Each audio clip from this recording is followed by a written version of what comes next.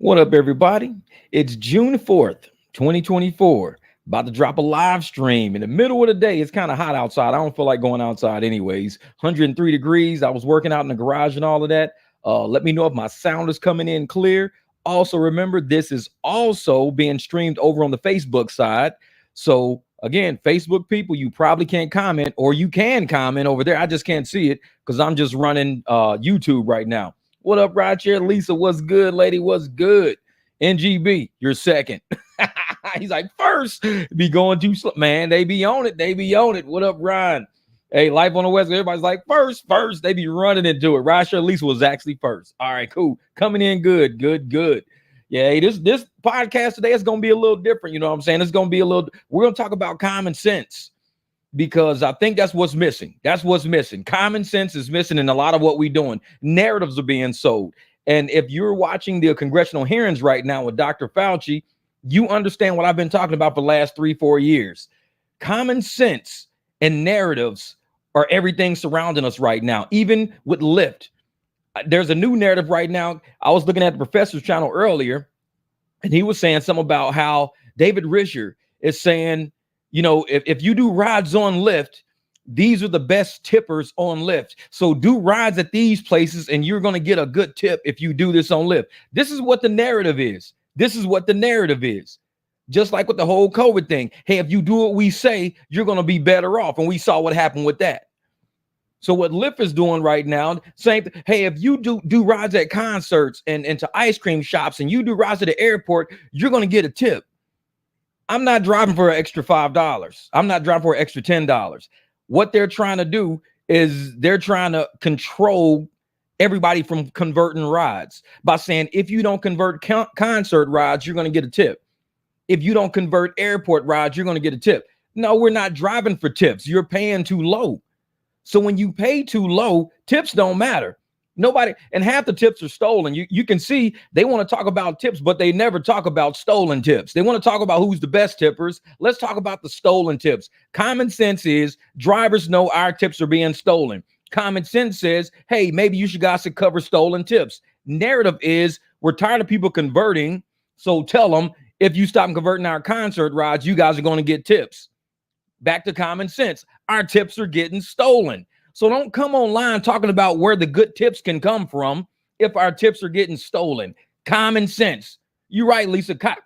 Common sense ain't so common no more. Here we go. Let's put that up. Common sense isn't common anymore. That's what I'm saying. So I'm looking at how, you know, the professor's presenting this whole thing. And you know me. I told y'all, I'm cynical. I don't trust the apps at all, just like I don't trust the government. Like I said, if you looked at my Facebook page today, you see I got my big old conspiracy theory shirt on. It says conspiracy theories. That's what I was wearing 3 years ago. I still got it. What up, Big Orange Kev?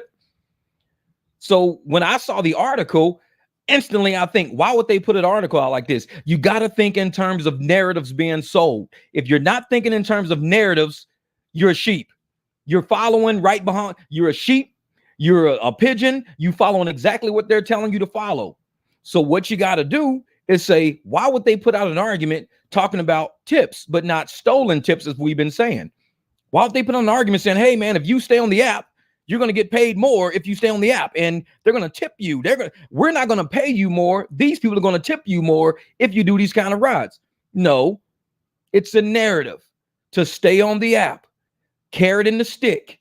We're going to put the carrot in front of you. And if you sit up there, what up, Madman?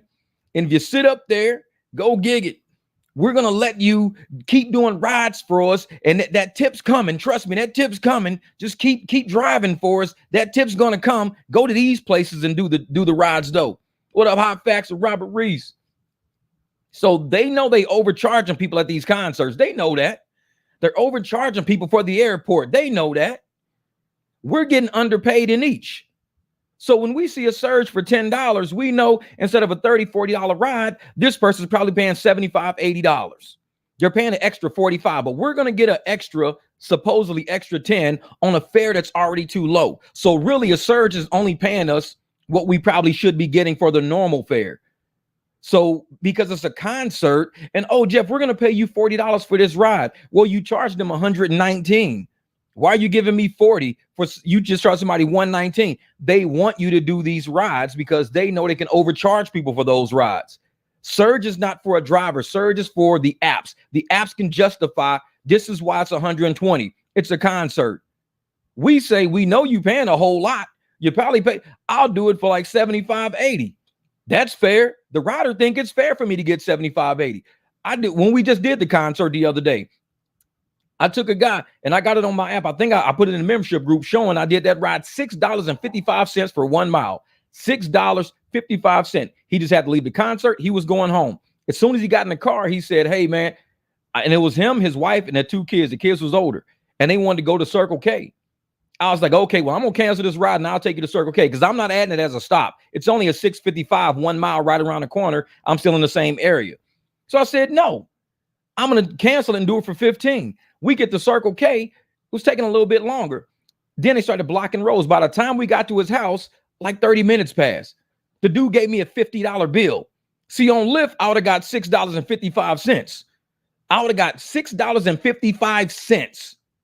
And then they would have probably paid me to sit at Circle K. I canceled all of that shit, said 15, and he gave me 50 because he knew it was going to take a little bit longer than he thought. So this is why they want to sit up there and tell people, do concert rides. You're more likely to get a tip. They know we're converting rides. We're not doing this shit. Airport, we're turning them to our private airport people. Oh, you're going to get a tip if you do airport rides on Lyft.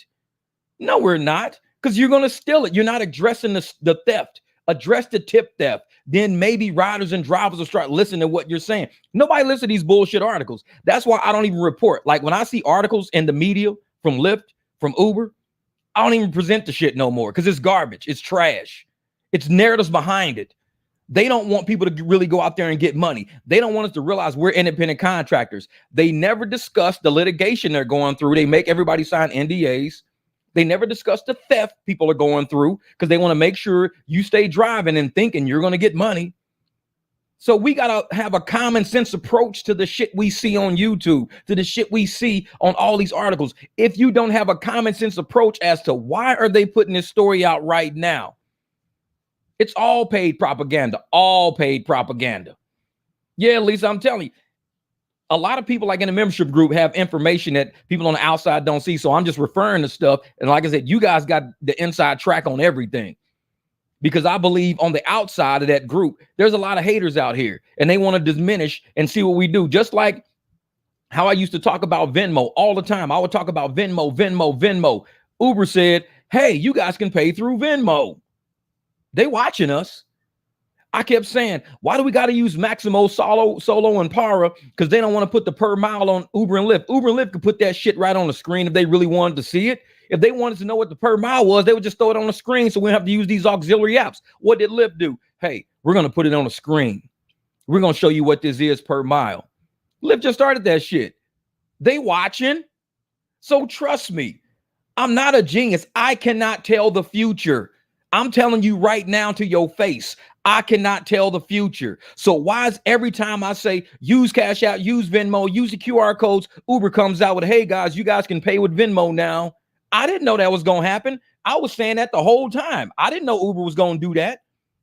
I've been saying the whole time, why are we using Maximo, Solo, and Para? These apps act like they can just put the per mile. They making us do math as we drive and shit. They just can't put it on the screen. I can't tell the future. How did I know Lyft was going to start putting that shit on the screen? I didn't know. They watching. Pay attention. All the shit I'm saying is common sense shit. They're coming to a place of common sense. A lot of channels don't have common sense. A lot of channels are short bus. And I'm not saying that shit to be mean. I'm saying it right. They're not forward thinking. They don't think forward. They think after the fact. After shit's already done. Now they want to talk about it. No, we don't do that over here. We're always ahead of the curve over here. So when you see the apps doing something, and you go, holy shit, Jeff, you was talking about that shit like 6 months ago. The app just started doing that. I know. And now all of a sudden, what are they doing? They're doing conversion. They're doing exclusives. They'll send you something in the phone. Uber will say exclusive. I saw it last night. Eric saw it. Triple E, he sent it to me. He says, man, what the fuck is exclusive? I'm like, Exclusive means they want you to think this is some special ride. It's not premium. It's not priority. It says exclusive. This is just for you, Jeff, just for you. I don't want that shit. It was like almost 20 miles of total driving for like $10.45. Exclusive? No, doubt it. Because I guarantee I'm not driving 6-7 miles to get nobody just for them to say, I just want to leave it on the app and I just went 6. No, if it was 1 mile to get to them, I'd do it. I'd do it. 1.5 miles, I'd go drive to them and check it out. Half a block, I'd drive to them and check it out. 6-7 miles away, nah, the pay is not there for me to even take that risk. No, I'm not. That exclusively not for me. So we got to start. This is exclusive means the first person to see it. Decline. I know it, man. Exclusive. These nuts. That shit started coming down the pipe, man. These nuts. I'm like, shit. Yeah, a channel membership to learn all the secrets and etc. Easy to join on an Android computer. Yeah. And Crazy K, the reason why I even said earlier this year, I said why I was making an exclusive group. The channel was growing a little too fast for my comfort. It was growing too fast. And when people were flocking to an area, it's kind of like when you see somebody running, everybody's going to run. If one person runs, everybody's running. So when they see everybody joining this channel, oh shit, what is everybody joining the channel for? So everybody's starting to get on Mic Drop Barbecue. They all getting on. You got to look up under any video, it'll be a black circle that says join. Click that, and that's how you join. Just look on any video, it'll say join. So everybody was wondering, why is this little channel growing? What the hell's going on? A lot of people didn't belong on this channel. These are the people I end up blocking. So everybody's coming over here. And this is an energy channel. If you go to certain channels, you will see the same exact usernames over and over, just trolling that channel over and over. It's like dead space. This person gets online every day just to see if that YouTuber has a video out or is online, and they'll just troll them. So I block those kind of people because I don't need that energy. I don't like that shit. We got work to do over here. We really trying to make money. We buying trucks. We buying condos, buying townhouses. We taking trips. We really doing something over here. So trolls usually get the boot. And I don't give a shit because there's 7 billion people on the planet. It's only like 1 or 2 people I get rid of a day. It's no big deal. I'll make it up. It's like, nah. And so on this channel, like I said, we're the common sense. We see something, we discuss it. I don't have to feed you a narrative. Say next you will know Lyft will allow conversation for a fee. I'm telling you, William, thank you for the super chat, brother. That's real shit. They'll allow a conversation for a fee. You can now talk to your driver simply by paying $2. Like, nah. Yeah, it's the troll job on Indeed. Exactly. Your Lamborghini. And so when we're over here having conversation and debate, and we're trying to help people make money over here, help people get ahead in life, like real life, we don't have time for the fuckery. We really don't. So even a long time ago, people knew how I ran this channel. When I debate, when I say I'm a bouncer of the channel, I'm actually a bouncer on this channel. I get people out of here. I send trolls to other channels. So when you go look at certain people's like channels, you see their live streams, 200 people in the live stream. Everybody's like, damn, man, it's 200 people in your live stream, man, 200 people. But it's probably only 50 people that are quality. The other 150 are just fucking trolls. They have nothing to do for the day. So they like, oh, let's fuck with this dude. Let's fuck with him, man. He on the live stream. Let's fuck with him. Yeah, man, blah, blah. And they just starting shit with everybody in the feeds. They just over here, they talking shit to the podcast host. They talking shit all up and down the feed. And I'm sitting there like, okay, what's the point of having 200-300 people in your chat if your chat ain't worth shit? Like I wear a shirt that says I represent the chat. I do. So my chat has to be quality. If you got 200 people in your chat, but only 50 of them are quality people, the other 150 is trolls and bullshit, you really only got 50 people in. When I have 40, I believe I got 40. When I got 40 people, this is 40 quality people. Guaranteed somebody other than 40 gonna help you make money, help make your day better, help you become a better driver, help you become less of a pigeon and get you off the short bus. One of these 40 gonna do it. But yet you go to these other channels, you see all these people in the chat, ain't nothing but bullshit. I be going through the chat like it's just a bunch of fuckery going on. It is so off what the energy of that channel should even be about, which is why a lot of channels have lost energy. I keep this energy trapped over here. This is I make conversions. Autocorrect messed that sentence up. Conversion for a fee. Yeah, exactly. What up, Christy? And that's why when I started this live stream today, I said, we're going to have a real conversation. Because if you've been paying attention to the reality around us, because rideshare is real. It's real. For 2-3 years, we were told to wear masks in our car. 2-3 years, we were told that everybody getting in our car was going to kill us because they were going to make us sick and we was going to die, or we was going to kill them, get them sick, make them die. We are now having congressional hearings right now. Congressional hearings over everything we said. There's a video on my channel back when the pandemic first started about people wearing masks. And I said that shit is unsafe. The video is like I said, I do things on my channel for history, for recording history. That's it. Because I don't want nobody going back going, well, you never said that. There's videos on my channel talking about masks in rideshare is one of the worst things that can happen. For one, masks didn't work. Most of us was already sick in 2019, late 19. We got sick with COVID and we was better by January. We never caught the shit again. We developed natural immunity, something that everybody said, you can't get natural immunity from a new virus. It's like, no. It's like, you can get natural immunity for any virus your body fights off. It's T cells, B cells. So that's what we do. Now, exactly. I hated wearing a mask when driving. I never wore. Whenever somebody would ask me, especially when I was over by ASU, people would say, hey, man, is it cool if you wear a mask? I was like, well, I could cancel this ride and you can get a driver that wears a mask. I would cancel that shit right on the spot because I'm not doing that shit. I never did it. I never enjoyed the fuck. Even when people say, excuse me, sir, but I feel more comfortable if you wear a mask. I'm like, I was already sick already. I already had COVID. I got the antibodies. Well, there's no such thing as antibodies for COVID. It's a new virus. I'm just like, common sense. Common sense. You can get antibodies from anything your body fights, create T cells for, B cells for, antibodies, antigens. Your body creates that. You become a walking battlefield for that same virus. And I'm sitting there listening to these people the whole time. And now that all of the congressional hearings are out right now, it's crazy just hearing people being called out for the bullshit. And they sitting there dodging it. They got video of these people on news interviews saying exactly what they were saying. They're sitting in Congress. Well, I never said that. I don't know what you're talking about. I would never say nothing. That sounds stupid as hell. Who would say that? That sounds stupid. And guess what? They played a video. They saying today in 2024 that those things sound stupid, that it's asinine, that it's illogical. But these are all the things that were being said. Ain't that funny that a person sitting here today saying that sounds stupid and illogical, don't know why somebody would say that? Well, sir, it was actually you that said it. Here's the video. And it sounds just like all of these people. And I'm sitting there like, wow. You can't even script how everything is going right now, because we all got blocked and banned off of, social media. We got blocked off of, kicked out of jobs because we wouldn't do certain things to play with the narrative and stuff. And I'm sitting there like, none of these people ever once contacted any of us, even in real life.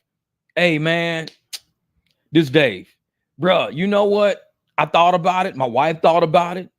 You're really not an asshole, Jeff, man. You was really telling the truth, man. We sorry we called you an asshole all those times. We sorry we called you stupid and ignorant and you didn't know what the hell you was talking about. Because, man, we watching these congressional hearings, man. Everything you said was right, dog. We sorry. Ain't nobody ever going to apologize. You know what they going to say? Well, I was told.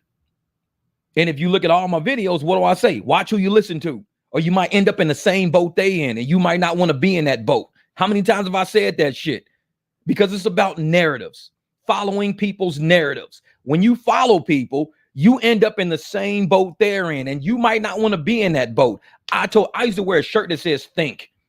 This is 43 watching and 16 likes. Raise your hand if you're a troll. That's funny shit.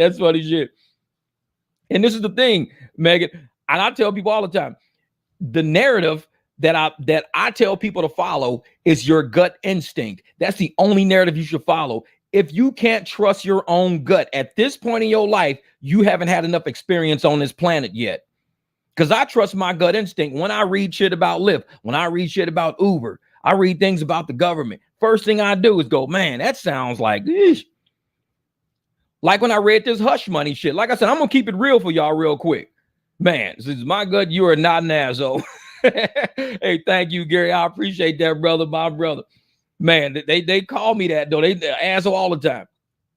I clicked it 17 times. It's funny. And I'm gonna tell you like this. I'm gonna keep it 100 with y'all. The whole shit. Like I said, this live stream is gonna get a little extra. So hopefully you ain't got nobody in the car with you, or hopefully you do got somebody in the car with you, and you're like, let me turn this shit down a little bit because I'm finna get real for you. This whole hush money trial that we talking about right now. Let me tell you about this hush money trial right now, because people talking about this hush money trial, the fact that Trump paid money to a lady for sex, or paid money and told a lady not to talk about sex, and then we don't know where the money came from, and he didn't tell where the money came from. It was hush money, this and that. I did a video a long time ago about Hunter Biden, and it got taken off of social media.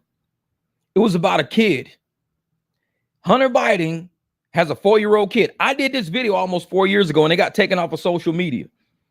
Hunter Biden has a 4-year-old child with a prostitute. 4 years ago, they were running for office. The Biden family paid this lady $20,000 a month to not talk about the fact that she was pregnant and or had a child by Hunter Biden. That was hush money. Where did it come from? Our taxes. Paid this prostitute. He met this lady in a strip club in Washington, D.C. They wanted to change the story, the narrative, that was his girlfriend. His girlfriend never became a stripper. No, he met a girl at a strip club, paid her for sex, which is prostitution last I checked, and he became her client. So now that that's his client and everything, he gets her pregnant. So your client gets you pregnant. Just so happens it's the president's son, or he wasn't president at the time. So Biden ran for office, had all of his grandkids up on stage, talked about all of his kids and his grandkids, talked about how he's a family man. This man never mentioned that baby one time. This baby is sitting there. That's your grandpa running for president right now, who's disgusted by your existence to the point that where he won't even speak about you. They paid hush money to make sure your mom didn't even bring you up. We talking about hush money. We talking about tax dollars being used for something. I told you I'm going to keep it real. A lot of you motherfuckers not ready for what I'm saying. So if you want to sit up there, have kids with a prostitute, be smoking crack, running around as a felon with guns and shit, doing illegal contracts all overseas, got wire transfers left and right that the banks can prove to the point to where they were saying it's too much suspicious activity with Hunter's accounts going on, all this foreign money coming in. But you want to talk about putting Trump in jail because he didn't report $100,000 or some shit? You fucking with me now.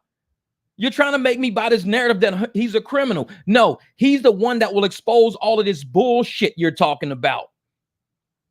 So don't tell me he's a criminal when we got criminals running the system, when we got people who are poisoning you, telling you misinformation. They're poisoning you, telling you take this shot so you can live longer. And you take that shit and you get sick and die. The narrative, common sense. Pay attention to what you listening to. The whole Trump trial to me was a sham because 4 years ago, I did the story about them paying this lady $20,000 a month in hush money to not say Hunter Biden got a prostitute pregnant and had a kid with her. I knew that already. So when I'm watching the Trump trial, I'm not paying attention to that shit because I know the truth of what's real. This is why I say watch who you listen to. The truth is out there. Media won't tell you. When everybody's, yeah, they got Trump. Oh, yeah, they got his motherfucking ass. I'm like, the only reason why you saying that? Because you don't know about the hush money from the prostitute, the 4-year-old kid that sees his grandpa on TV, but his grandpa can't say shit about him because then all that hush money is going to come up. Why we ain't hear about it? Why ain't we hearing about that, Hunter? Why didn't you have your baby at all the inauguration stuff? Why didn't you have your family? Because that really wasn't your girlfriend. You don't go to a strip club and be like, you want to be my girlfriend? I'll give you some money. That's not a girlfriend. That's a hooker. You don't leave a strip club saying, I got a new girlfriend. Just gave her $800, man. That ain't your girlfriend. We're not stupid. Common sense. Man. Hey, look, yeah, God, please talk to him. He's running a fake U.S. support channel. It's a communist outlet. Talk bad about America. I don't know. I know about him, man. That's my man Tim over there. He's cool. But I'm one of those people that I don't mind When I put that video out about Hunter Biden and they got kicked off of social media, got flagged and everything, flagged and all that shit, I never redid the video because I knew what was going on when they blocked it. Just like when they blocked me from saying everything that the Congress is saying right now in these hearings, I was kicked off of Facebook for saying the same shit they saying. Understand, when you're dealing with powerful people, people like Lyft, people like Uber, I understand narratives. And when you control the media, you control the narrative. When you control information, you control the people. And that's what this shit's always been about: power and control. Now that my Facebook is open, you can go back all 4 years on my shit and look. What was I saying 4 years ago? I said this shit is about power and control. This is why I documented everything on my Facebook channel for days like this. This is why I documented it all. This is why I spoke to my truth and I spoke my mind on Facebook 4 years ago for days like this.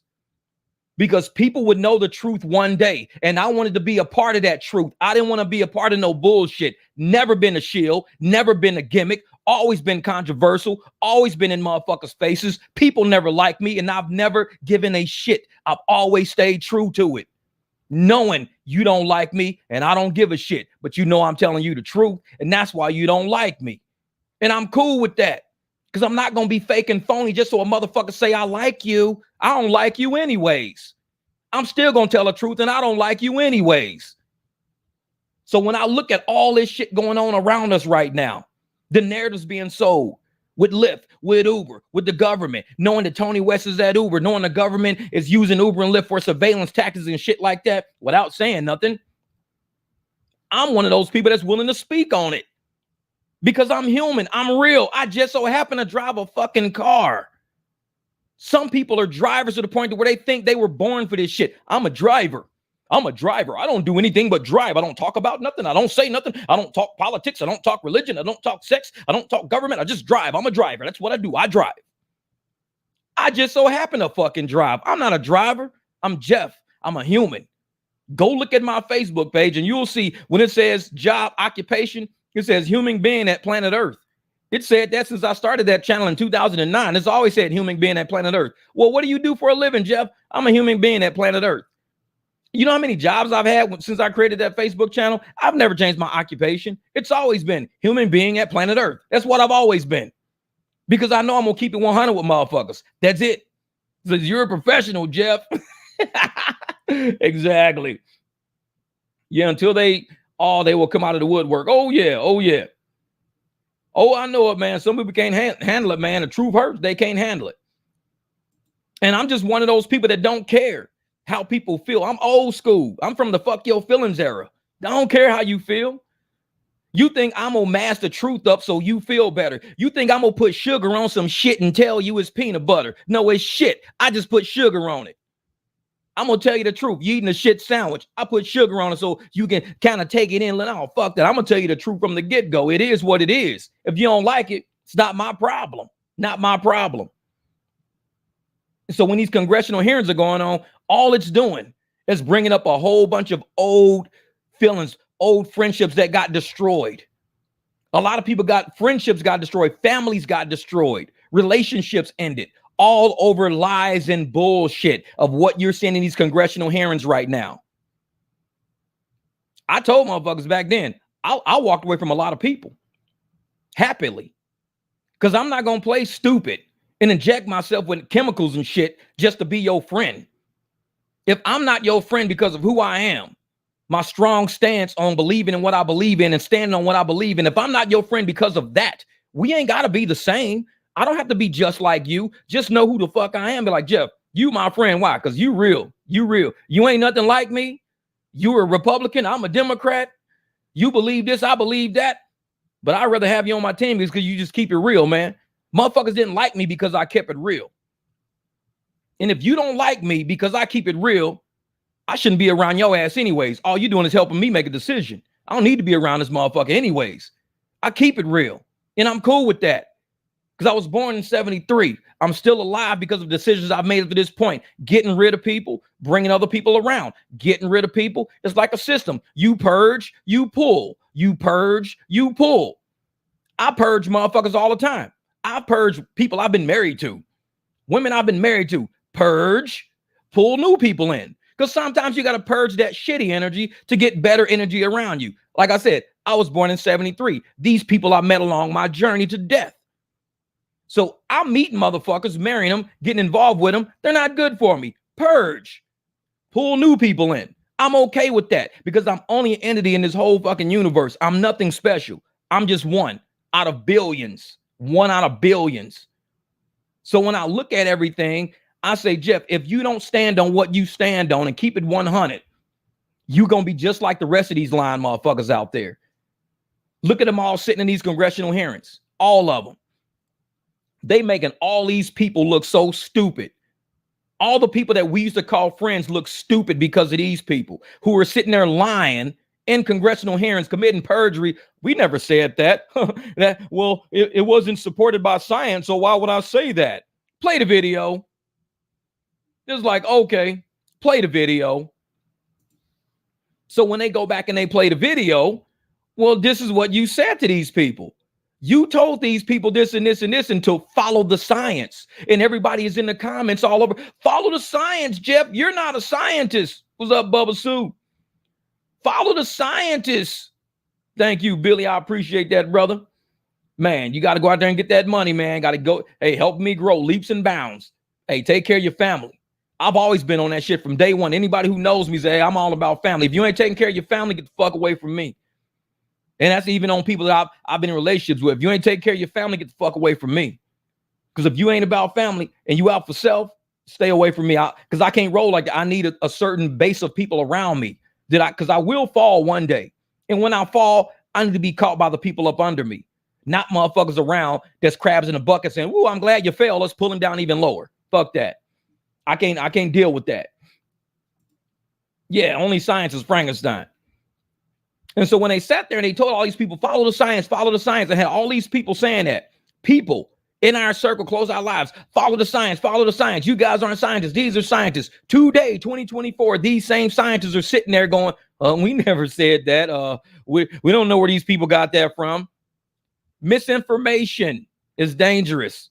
They misinform people, misled people, allow people to promote and push narratives, but they didn't allow us to push and promote truth. If we push the truth, they called fact checkers on our ass. Jeff, you're saying natural immunity will work. That's false according to COVID scientists and COVID that.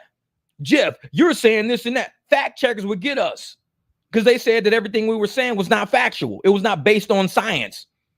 But today in the congressional hearings, they're saying all the narratives that were allowed to flow freely, which were never fact checked, were all lies and bullshit. They're telling you to your face, we'll lie to you and laugh at you later.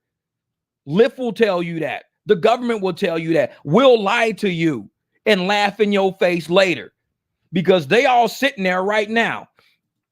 They all sitting there right now in these congressional hearings, not asking, well, why is everything you guys saying? Why was none of this stuff fact checked when you guys had fact checkers fact checking every fucking body who was telling the truth of what we know today? Why were all those people being fact checked? But all the people you were saying, well, they weren't saying it out of science. Why weren't they fact checked? When you were saying, hey, if you go get a shot in the spread, you go stop the spread. This is how you stop the spread. This is how you stop the. None of that shit was fact checked. None of it. As long as you followed the narrative, as long as you followed the lies, you were not fact checked. The moment you decided to say, well, I want to play the game, you were the in crowd now. You're with the people who have power now, which is why I tell you about the whole Trump situation. He's not in the in crowd. So anything they say about him, I'm guaranteeing you. When he said, I don't want to play the fucking game, I do not want to give money to Ukraine to go attack Russia. They said, if you don't play our game and you're not going to be in the in crowd, we're going to impeach you. Give money to Ukraine so we can get the fucking show on the road, Donald.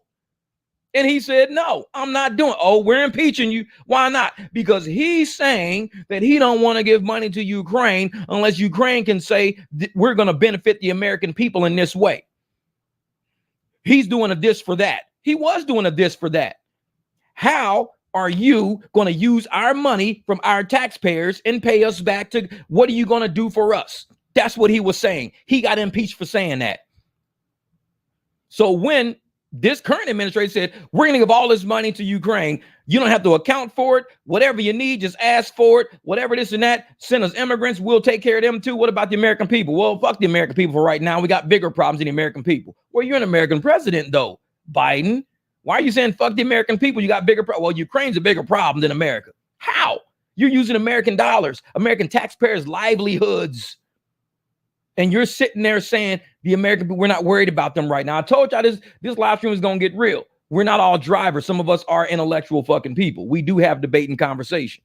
So if you just want to hear about Surge and what the exclusive is on Uber, I mean, if that's all you want to hear, you might want to go find another channel real quick.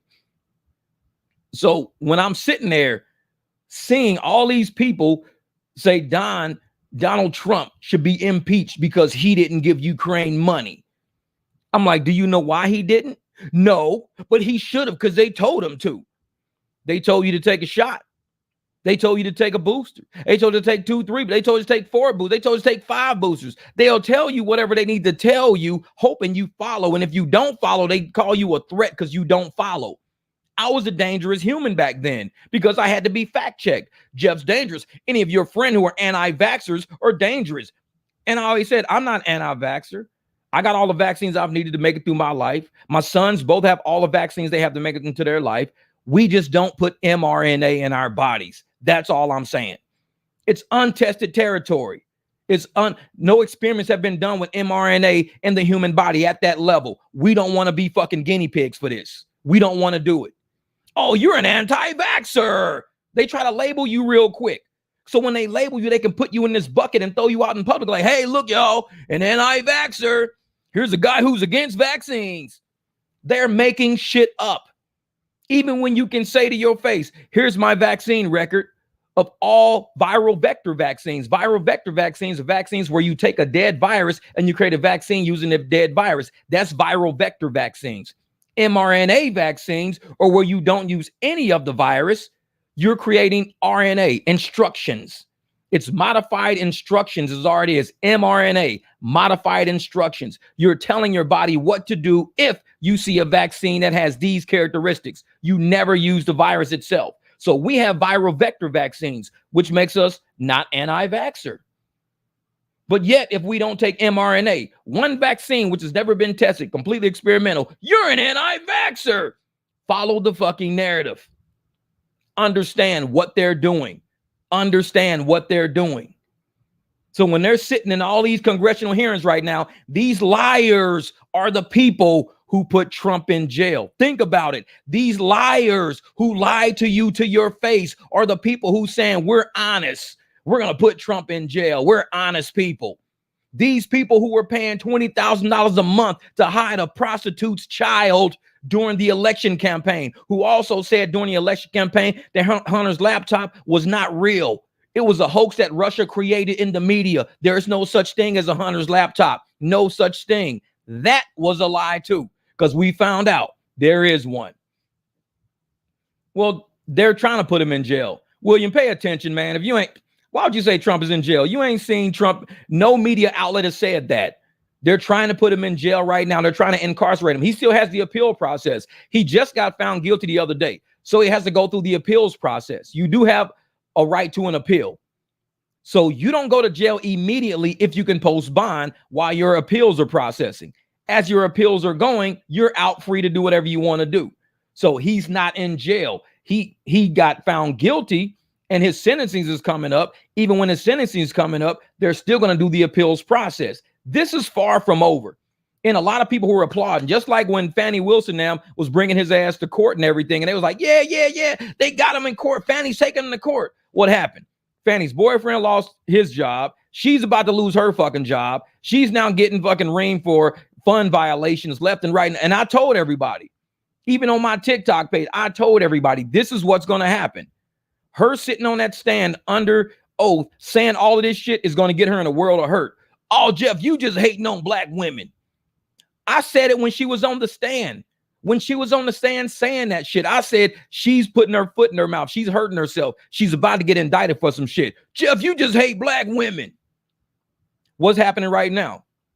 She's going through trial. She's getting investigated for everything I fucking said. I am not psychic. like I said, some people just ride a short bus. We think ahead of the curve. We can see things as they are.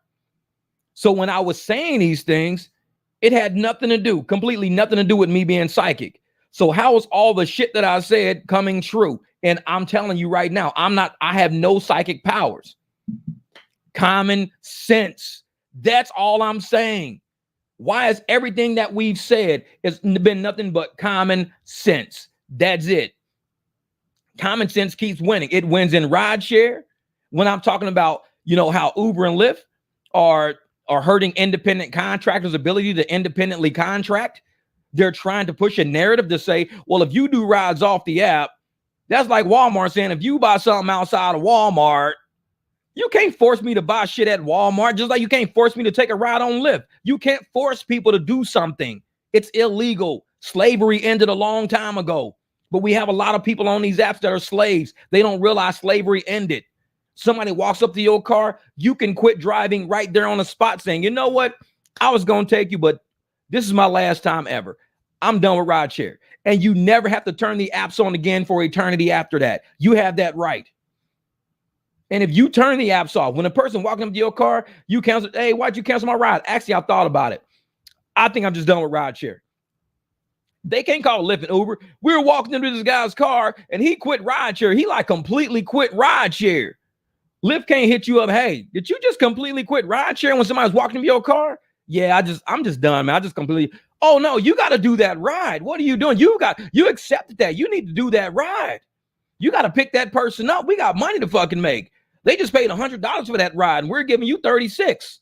You got to do that ride. You can't just quit rideshare. What the fuck is wrong with you? Well, I'm quitting this week. I might start back up next week. No, you got to do it. Slavery ended a long time ago. And it's in people's head right now. They're walking around following these narratives thinking they got to do something. I got to do this. I got to do this. Yep, Putin said that all the icons were black, stolen identity. Yep, exactly. And that's what, like, taxes and car insurance. Hey, this is Bear Project. This is what I'm saying. And this is what I said the other day. If you go to the store and buy something for $40, it says $40 on the price, and you get to the front and they tax you $80 on top of the $40 you're paying. So now you're paying $120 for it. Wouldn't you be pissed off? You'd be like, but it's $40. That's how rideshare is. The ride is only X amount of dollars. That's it. If the ride is $15 because the driver's getting $15, cool, the driver's getting, so how much is insurance on this ride? Well, we only charge you X amount of dollars per mile. Okay, then it's $1.30 for insurance. So instead of $15, it's 15 plus $1.30 insurance. Okay, cool. So $16.30 now is what this person should be paying, $16.30. Well, then we're going to charge for marketing. How much are you going to charge for marketing? $4. Then we're going to charge for executive salaries. How much are you going to charge for that? Another $4. Okay, so now we're up to 4 plus $1.30. We're at $9.30 right now. Remember, the ride is $15. We're now up to $9.30 in extra charges. And then we're going to charge for app fees, $3.99. So another $4. So now you're up to $13 in charges. $13 in charges on a ride that's $15 makes the ride $28 now. It's all fucking taxes. That's all it is. The ride is only $15. So I'm sitting there like, these people ain't even seeing it. They're wondering why it's so easy to convert. It's easy to convert when you tell these people how much they're paying. When you say, hey, you know what? I'm only charging you $25 for this ride. Oh shit, they're charging me $36. Well, I'm only charging you $25 for it. All right, well, let's do it for $25. Let's do it. Let's go. All right. Hey, man, this ride is $106. I'm only charging you $80 for this ride. Oh, shit, only 80? Yeah. Shit, here's 100. Cool, I'll take the 100 then. Shit, thanks. I was only charging 80. And this is why you see these articles out there, these articles saying that with David Risher coming out saying, please stay a driver. Please stay a driver. You're going to get tipped if you allow us to send you rides from concerts, airports. That you realize they never said non-emergency medical transit. You really realize that these apps never said NEMT rides are going to be beneficial for a driver. What did they say? Concerts in airports, in an ice cream shop. They never said medical rides because they make a killing on medical rides, and they know you get treated like shit on medical rides. They're getting reimbursed $300-400 for a ride that you're getting $19 on. They could give a driver a part of that. They could say, you know what, we're going to redo our NEMT rides. Now we know what the medical reimbursement is. We're going to give the driver at least half of the medical reimbursement. So if we get $125 reimbursement, we're going to give you guys $62 for that ride, $62.50 for that ride. And then we're going to take the other $62.50 and we're going to do whatever we want to do with it. Instead of $62.50, they give you $13. So they give you $13 and they split $112 between Uber, Lyft, and the doctor. That's what's going on. That's why they're trying to get you to do more rides to the concert. They're trying to leave NEMT completely out of the equation. They don't want nobody even talking about it. It's such a racket. Nobody wants to talk about it. They never talk about medical rides because it is a huge racket. It's a tax racket. The bracket racket, motherfucker. That's what we're going to call it. Bracket racket. And then you got them saying, well, if we let these drivers take people to the concert, we can still charge these people $80 to go 9 miles, $80 to go 9 miles. And we give the driver $3 a mile, $27. And we say, well, it's got a $4 surge in there. It would have been 23, but we're going to give you wait a minute. So you giving me $3 a mile, but you charging this person $9 a mile. That's a $6 a mile profit you making on us. That's why if you do concert rides, you're more likely to get a tip. We don't want a tip. We want a higher percentage. I'm not asking for no fucking pennies. We're going to give you extra 20%. 20% on $10 is $2. 100% of $10 is another $10, $20. So why do I want to get $2 when I can get an extra $10? All I got to do is say, hey, I don't care about your 20% boost to try to keep me doing a fucking airport ride, 20% boost. So you're going to give me $2. So instead of 10, I'm getting 12 now. But you end up charging this person $36 for the ride. All I got to do is double my 10 and charge 20. They're going to say, well, damn, I'm saving like $16 because they're charging me 36 for this. Well, they're only giving me 12 for it. Well, hey, I'll give you 20. Cool. Appreciate it. I did a ride like that before. It was a comfort ride. I was sitting at Quick Trip. That was $7 for the airport. Comfort, $7 comfort. I'll pull up. That's when I first got the truck. I'll pull up. What do? I tell him $20. I put him on home for $20. That's all you got to do. Why am I sitting there fighting for 20%? 20% of $7 is $1.40. So either I'm going to allow the apps to give me $1.40 and hope to get a tip. So I'm from $7 to $8.40 now, instead of from $7 to $20 if I do the contract. I'm negotiating it. I'm a contractor. So this is what they don't want to do. All right, Big Orange Kev, get out there and get it, brother. Get out there and get it. The Negrodamus. That's it. Out there telling them how to do it, brother. What up? Man. And so when I'm sitting here telling these people, when you read these articles from Uber and from Lyft, think about why they would put that out historically. Why would they, when there's so much more wrong with these apps, so much more wrong? Why would you try to say, we're not going to pay you more as an app? We're going to tell you, if you do these rides that we charge people a whole lot on, you're going to get a better chance of getting a tip, because the person apparently has money because they paying us all this money that we're not giving you. So maybe they're going to give you a tip on the back end. I mean, they got the money. It ain't the little cheap piddly rides. It ain't the rides to and from work. It ain't the little rides to and from the dorms and back that's giving you a lot of tips, because we don't charge a lot for those. We charge a lot for the concert. We charge a lot for the airport. We need you to do those rides for us. And hopefully this rich motherfucker give you some money on the back end. That's what these articles mean to me. They don't mean, oh, so if I do those rides, I'm going to make more money. No, if you do those rides, they going to make more money. You need to convert them rides if you want to make more money. They don't want you to convert them where you make more guaranteed money. They want your shit based on chance. Maybe you'll get a tip. Maybe you won't. Oh, you didn't get a tip? Well, maybe you didn't have the air going. Maybe you didn't have the music playing. Maybe you didn't. No, maybe you overcharged these motherfuckers to the point where they have no more money left. Maybe that's what it really is. So when I read these articles and I see this shit, I think it's a fucking joke. I laugh at that shit. I'm like, bro, I sat in board meetings. I know how they go. It's about bottom line. They are not sitting in these board meetings worried about any driver out there. They're not. Hey, man, I was on the internet yesterday on Facebook and I got a Lyft driver named Helen. Man, Helen, she's in a bad way. You know, what we're going to do for people like Helen? And I'm like, who the fuck is Helen? Oh, she's on my Facebook page. She's a Lyft driver. I mean, she's in a bad way right now.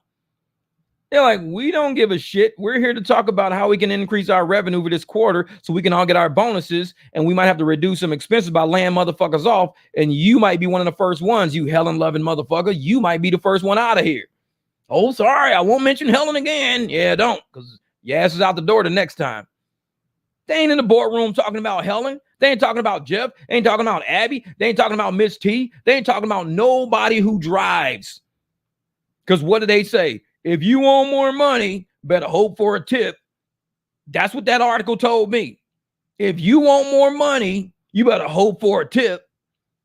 But if you do these airport rides for us, you might get one. You do these overpaid ass concert rides for us, you might get one. And I'm like, tell the rider how much you getting paid and convert that motherfucker. Fuck them tips. We ain't worried about no tips. To me, that's bullshit. Speak about the theft of the tips. That's more important to me. Why you allow people in your company to steal, knowing theft is going on, seeing adjustments being made in and out of our accounts at an all-time high, and you motherfuckers never speak on it. Never speak on it because they don't want to admit guilt.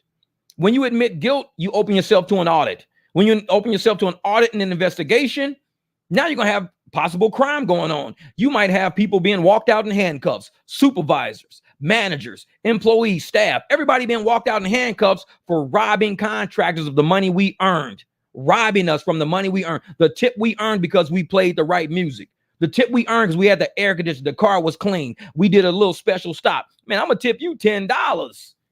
Open the app, 10 cents. I didn't even know Uber riders could tip 10 cents. I'm like, 10 cents? The fuck? I'm like, I ain't know you. I thought 10 cents was an Uber Eats type of tip, not an Uber ride type of tip. I got a 10-cent Uber ride tip.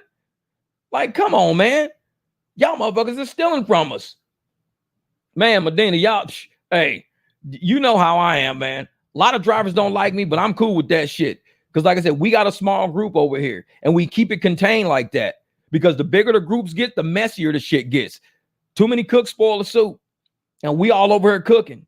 We all over here learning how to convert rides. We all over here learning how to make money, how to talk to riders, how to come up with our own sales pitch, how to market ourselves out there. We all over here cooking. Chef Curry with the pot, boy. That's what we doing over here. These motherfuckers on these other channels, they just starting shit in comments. They just trolling each other back and forth, fucking with each other back. We ain't got time for that shit. Had some idiot on my channel the other day. Oh, I make more money since I quit. I make this. You guys are idiots for still driving. You guys are stupid for still driving. I make 75,000. I do this. I do that. I buy cars in cat. Remove, block. Wrong fucking channel, dog. Wrong channel. We over here cooking right now. Sorry. I know that motherfucker probably looking at the channel like, how come I can't see his channel no more? Because this channel ain't for you, dog. You just not smart enough to see that. You don't have the common sense to see that this channel ain't for you. Happy Conversion Tuesday, for real. Yeah, cash tips in 2024 deserve a salute. Exactly. Because your ass don't see them no more. And it's sad. It's sad that we don't see tips to the point to where the CEO of a major corporation has to make a news article saying, hey, if you guys do these trips, you're more likely to get a tip. Well, what about other trips? Well, other trips we're stealing the tips from. But if you do these, you're more likely to get a tip. So keep doing these, helping us stack money. But bro, I'm not seeing tips on my trips because we're stealing them, but we can't tell you we're stealing them. So we're saying we need more money. Do more of these trips. Quit declining these trips and you might see a tip. No. I should have seen a tip on the last ride I just did, taking somebody to the grocery store. The lady said she was going to tip me in the app $5. I saw her tip $5. Where's my $5? I got shit in my Gmail account. People are getting paid for a trip. So they get paid for a trip. You do 3 trips. It says 3 trips on your screen. 3 trips on your screen showing you did but your wallet amount never changes. How many times have you heard me say in the past, audit your wallet to your daily totals? I said, always go audit your wallet. I've been saying that shit, especially a lot in 2024. I was saying it last year, but I've been saying it a lot in 2024. Audit your wallet.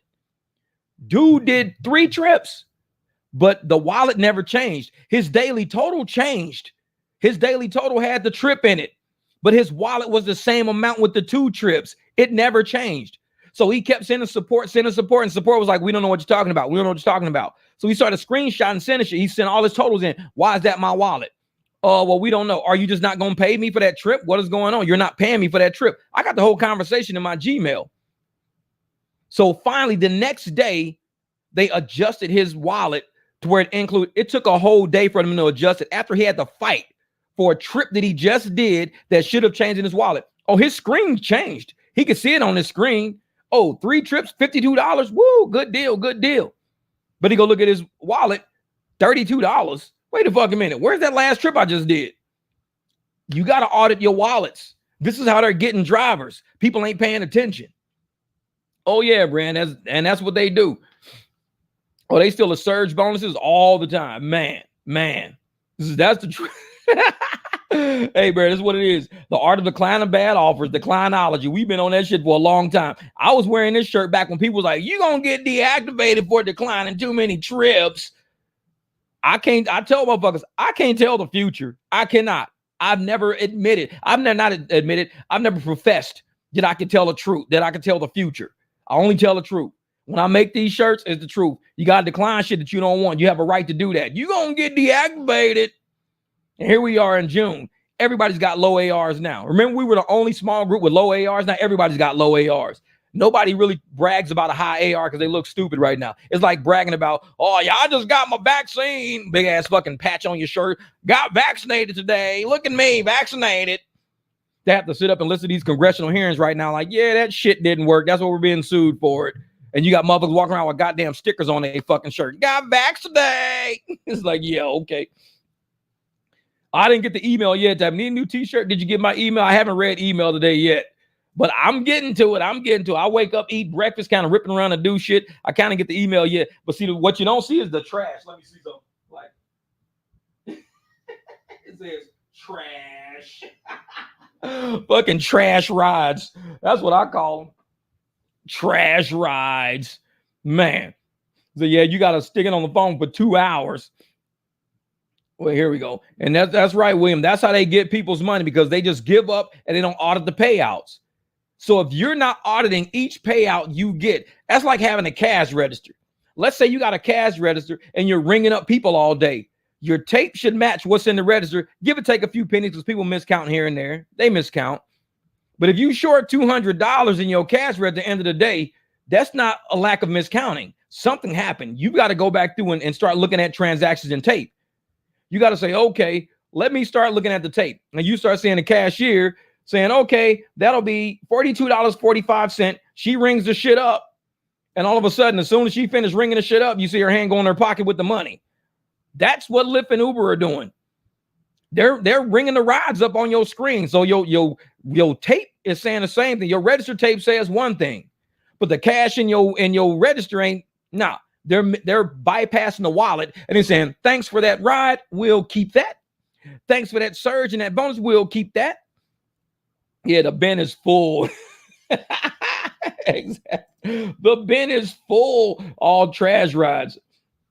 Look at that. It's this back sticker on one side, high AR on the other side. Man, these congressional hearings got me in tears. I'm laughing so, because even Jim Jordan, my man, he can't even, he gave up his time. He just said, you know what, I yield back. I don't even want to. He had like another 5 minutes of talk. Dude talked for like maybe fucking 20 seconds. Was like, you know what, I don't even want to talk, man. He says, I can't. I have said enough. I've told American people the truth. I've done what I could do. I've exposed you liars, and you guys have said that I was just, a witches hunt, this and that. I've said everything. He said, I don't even want to speak no more. I can't. He just wanted them to keep talking because they look like such idiots up there. Yeah, well, what about the 6 foot rule? Well, Where did that come from? Did you guys base that on science? You were saying the science, and they had all of these fucking stickers and all this paraphernalia and all this marketing material about 6 feet and arrows and shit and shit in the floor and telling stores to put 6-foot lines in the stores. This shit was crazy with the 6 feet rule, crazy. And for them to sit up there in these congressional hearings going, well, we don't know where they got that from. I think they just made that up. What do you mean they just made that up? You guys didn't recommend that?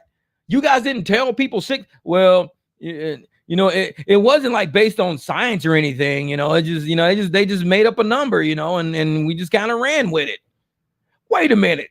So you saying they made up numbers and you ran with it, called it science, said anybody who said 3 feet is a lie, saying anybody who's saying 4 feet is a lie, that 6 feet, the number you came up with out of thin air, is the number everybody should use because it just sounded like a good number. Man, come on. And I'm sitting there telling people that shit.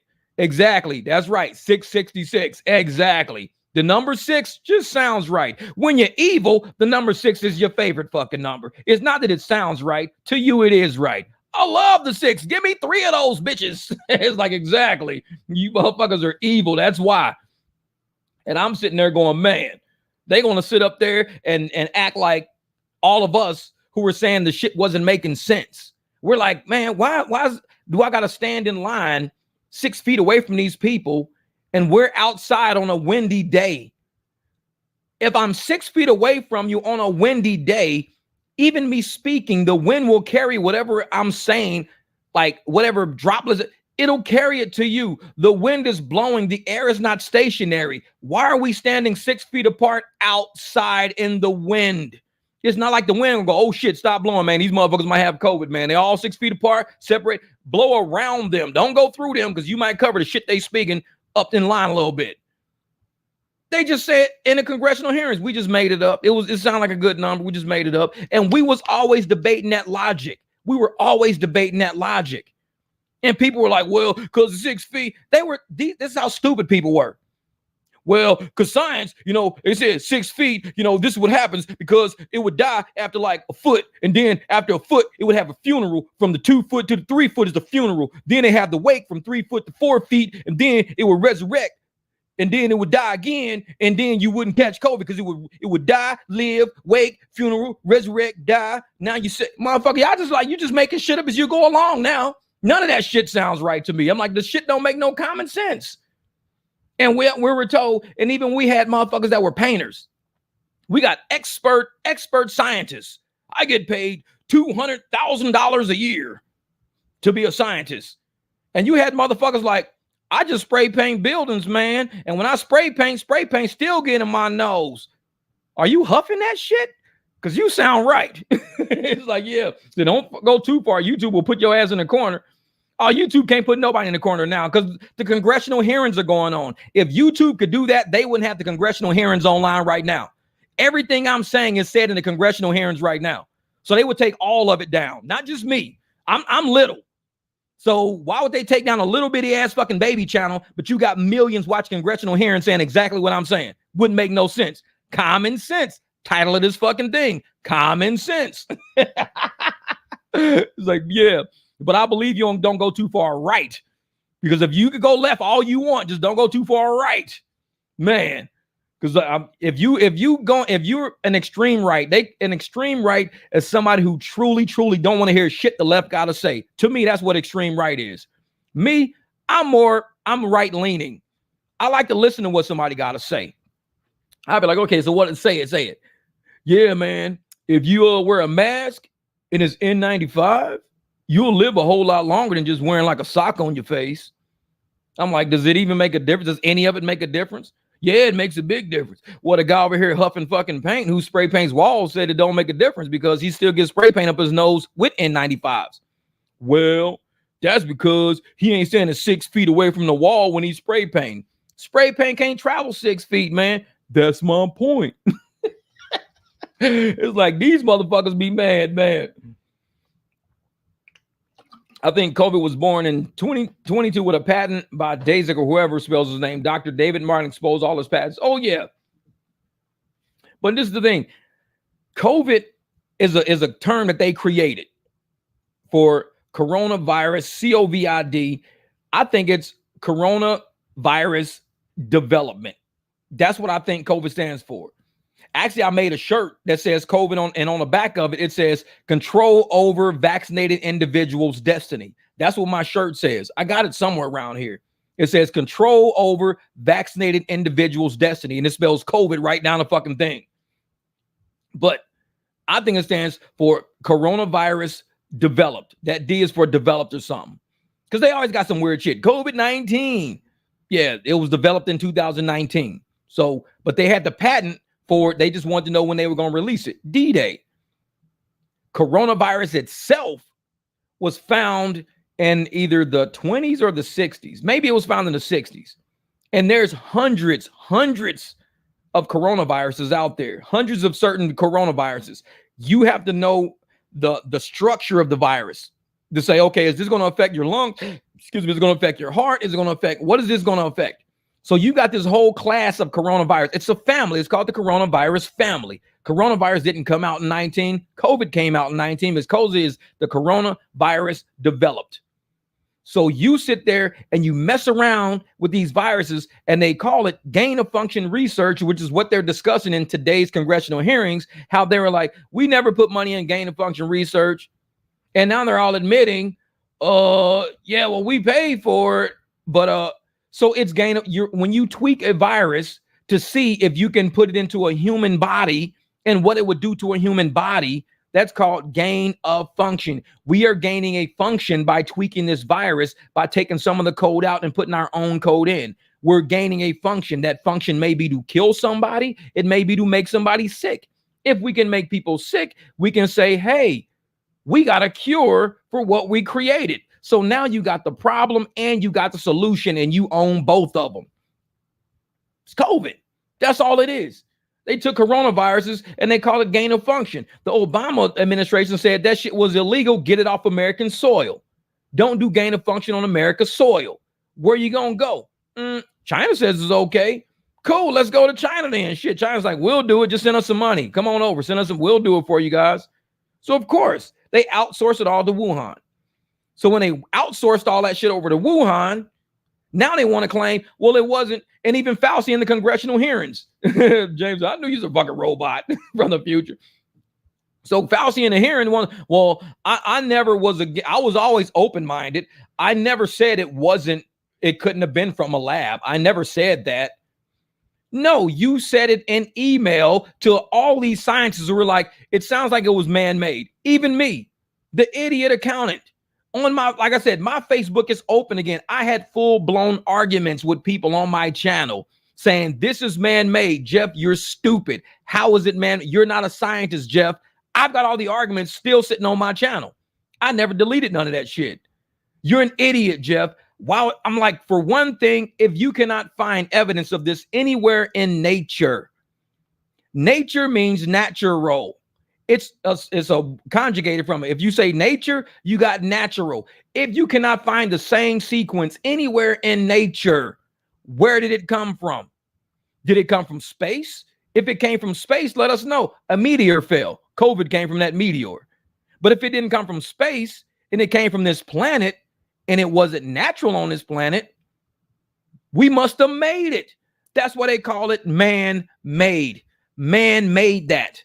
It's not natural. They couldn't find it anywhere. They couldn't find the source of it, the structure of it. And every scientist said that shit. All of them said it in all their reviews. And Fauci said, this is what we'll do. We'll pay you guys money to write reviews discounting the lab leak theory. What? We're going to pay you guys money to say it didn't come from a lab. But it doesn't look like it's from nature. So what are we going to fucking say? An alien brought it? We're scientists. We're supposed to be the logical, common sense ones. We're scientists. So how are you going to tell a group of scientists who are supposed to be intelligent to tell a whole bunch of people with common sense that it's from nature, it's not from space, and man didn't made it? So where the fuck did it come from? You only got three options: outer space, nature, or man-made. We're scientists. Where did it come from? We don't know. Well, a whole bunch of idiots on Facebook and TikTok know. They're saying it was made in the lab and it was leaked in the lab. Oh, no, that's not where it came from. That was Fauci. No, that's not where it came from. No, that was a... But yet he's sitting on Capitol Hill right now. Oh, I was always open-minded to the theory. I was always open-minded. I never said it didn't come from a lab. You lying sack of shit. You said everybody's got it. I have videos on my YouTube channel showing Fauci speaking.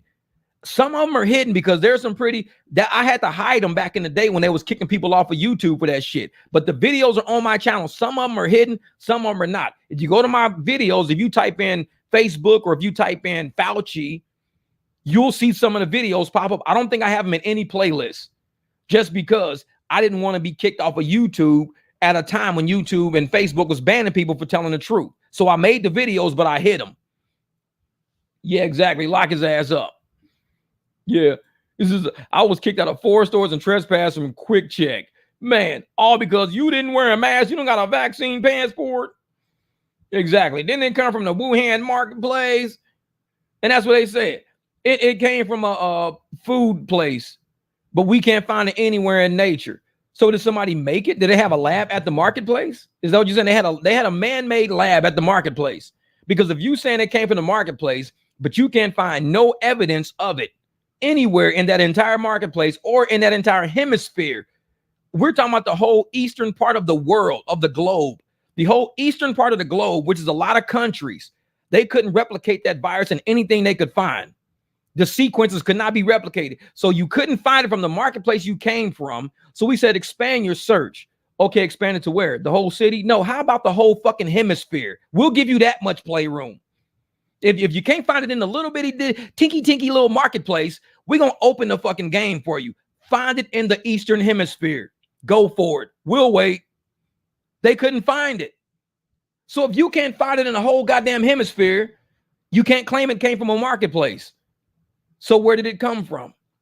All these scientists said where it came from, and they were all told to lie about it. That's misinformation.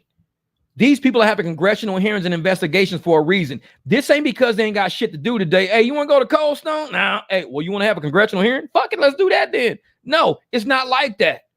They're having this shit because they're uncovering crimes right in front of your face. Crimes against humanity. The Nuremberg trials. This is the pre-trial to the Nuremberg trials. That's all this is. They're finding out who the fucking players are. That's all. And this is going to go pretty big. Some elites. And they want to get rid of fucking people. And Trump is just one of them. Because Trump don't have a filter. I'm like a poor Trump. I'm like the Trump from fucking Temu. I'm Temu Trump. I'm the cheap one you get. Like when you order Trump and the motherfucker show up 5 sizes too small and the motherfucker don't fit and it's the wrong color, it's fake. That's me. I'm Temu Trump. So when you fucking show up and you want to tell people the truth about everything because you don't have a filter, they don't want you to speak because you're going to give away all these national secrets. What's your national secret? The fact that we created fucking COVID. That's a national secret. Everybody knows that America was in on it. No other country is right now on the hot seat for funding it. American taxpayers funded it, just like American taxpayers are funding wars. American taxpayers are funding illegal immigration. American taxpayers are doing this shit. No, I'm the fucking Temu Trump. Man, we need Trump in office. Well, I ain't got a lot of money on me. Let's use Temu. Motherfucker, I show up. What's up, y'all? Man, we went for Trump. This is what you get. You need more money than that. Sorry. But it's real shit, though. 1711, 19, the Moors help this beast running the world right now. 800 years under the Moors for the caveman. Yeah.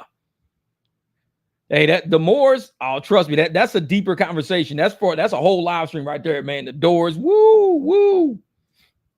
And that right there. DJT, through these trials, showed the public how corrupt our country has become. Judicial, media, government, some on Supreme Court. We have to show the public or no one would believe. The liars have power right now. Ray, you are 100% correct. The liars have power. If the liars have power over you, the liars will do whatever it takes to keep their control over you. They will lie on people who will expose that shit. They will block people from Facebook. They will block people from social media. They will block people from anything from speaking Trump is one of the things that they want to block because he speaks. He'll tell it like it is. And they know they all don't have a foot to stand on because people have common sense. And we saw through all the shit. We didn't have the power to put it out there, because if we put it out there, we got blocked. We got banned. We got threatened. You're going to lose your job. You're going to lose that. Oh, look, this guy's online not wearing a mask. What? You're not wearing a mask? I'm going to tell your job. They need to fire you. Fire me for what? Because you ain't wearing a mask. Bro, I already had COVID already. I'm good. Still, if you're not wearing a mask and you're not standing 6 feet, you need to lose your job and lose your house and lose your car and lose your wife and lose your kids. For what? A lie? These congressional hearings are all saying all that shit was a lie. You got all these people looking stupid, going out chasing people like me down in public because I'm dangerous. He won't wear a mask. He won't get a vaccine. He won't stand 6 feet apart. And they sitting in the congressional hearings going, well, we just made that number up. We just made it up. Well, I'm sorry, but you misled and misformed these motherfuckers to the point where they wanted to chase people like us down. You created evil society by making these people believe all that shit was true to the point where I was dangerous. He's only standing 5 feet away. He's only standing 3 feet away. So you should be 6 feet. Science. And yet they're on Congressional Hill. Well, it wasn't scientific. We just kind of made that shit up and people just ran with it. You know how stupid everybody looks? But a lot of people, like I said, you can't make a fool look like a fool.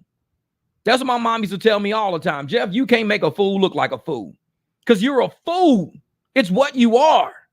You can't make a turtle look like a turtle because it is a turtle. If it looks like a duck, quacks like a duck, you can't make a duck look more than a duck looks. It's a duck. You can't make a fool look like a fool.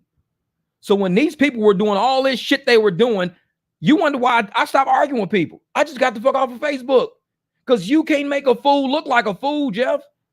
So you can't wise them up. There's no way you can make a fool look more intelligent than what they already are. You can't make a fool look like it's who they are. So I walked away from a lot of people, said, fuck that, I'm done, man, I'm done. Oh yeah, real shit. COVID divided us far more than racism ever did. And that right there, that statement right there is culpability. The government was complicit in dividing this nation on purpose. Governments all over the world, the elites were complicit in dividing people, dividing humanity. This was a crime of humanity. It was psychological. It was physical. It was financial. It was social. And yet nobody wants to take the heat for it. They sitting right now in Congress. Well, actually, it was those people that told me that those people and those people said from those people, and that's not even my email address. Right? My email, it doesn't have an S at the end. Mine doesn't have an S. They're running like roaches with the lights on right now. All these people are culpable for doing what they did to everybody. Everybody. Divide and conquer. Man.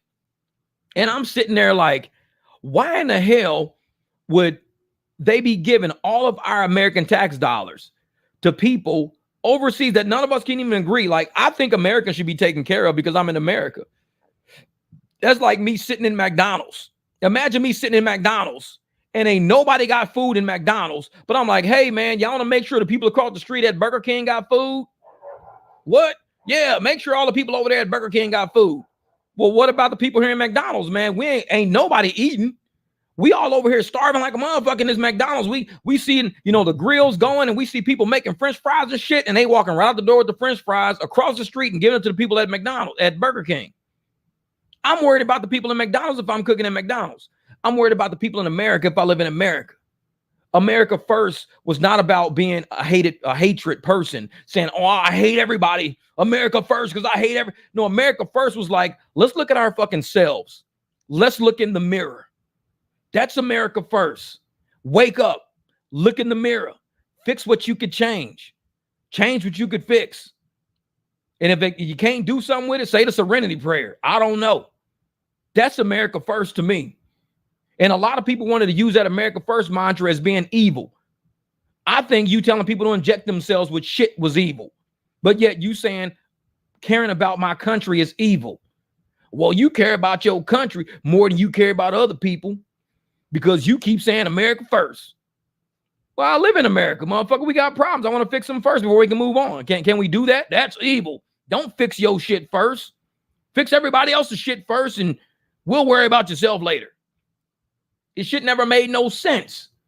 Yeah, like feeding your neighbors and letting your kids starve. Making sure all the kids across the street are hungry, babe. They're across the street. Like, what about our kids? Well, we'll feed them one day. We got to feed them kids across the street, though, because they look pretty hungry. Well, our kids are hungry. They're struggling over here. It's like, no. My house first. It had nothing to do with hatred. It's true survival. Take care of America and all the problems we got here. And that way, when we're up, when we're at a certain label, that we can actually help somebody out. It's called donating. We can donate our time, our resources, our energy. Right now, we're not donating. We're giving away. Giving away and donating are two different fucking things. You don't give all your money away. You get enough money to allow you to donate a little bit of it. But when you just give away everything you fucking got and you ain't got shit left, you're a fool. Can't make a fool look like a fool. And America's looking real fucking foolish right now. The congressional hearings. Imagine people in other countries who didn't fall for the shit.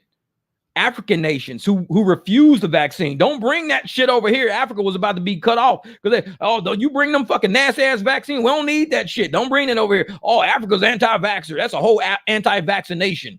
We hate those motherfuckers. Africa won't let us vax their people. Nope, we don't want that shit. The whole world is looking at America as being slow, foolish. They fell for this shit, man. America's supposed to be a leader. Supposed to be so smart. Look what they leaders did to them in America. Look what they leaders did to them. And these people all fell for it. That's America, the pinnacle where everybody wants to be, who everybody wants to be like. Look at these fools. Oh, I got to stand 6 feet apart if I want to stay alive. I got to stand 6 feet from you if I want to stay alive. Where do you hear that shit from? Science. And what these scientists doing? We never said that shit. We heard them say it. We just let them run. Well, why didn't you fact check them? Why didn't you fact check those people if that really was? Why were we fact checked for saying this shit don't make sense, man? 6 feet don't make sense. I'm sorry, but the guideline said what you're saying is not true scientifically. Why is it not true scientifically when I said the shit don't make sense? Because you're spreading misinformation.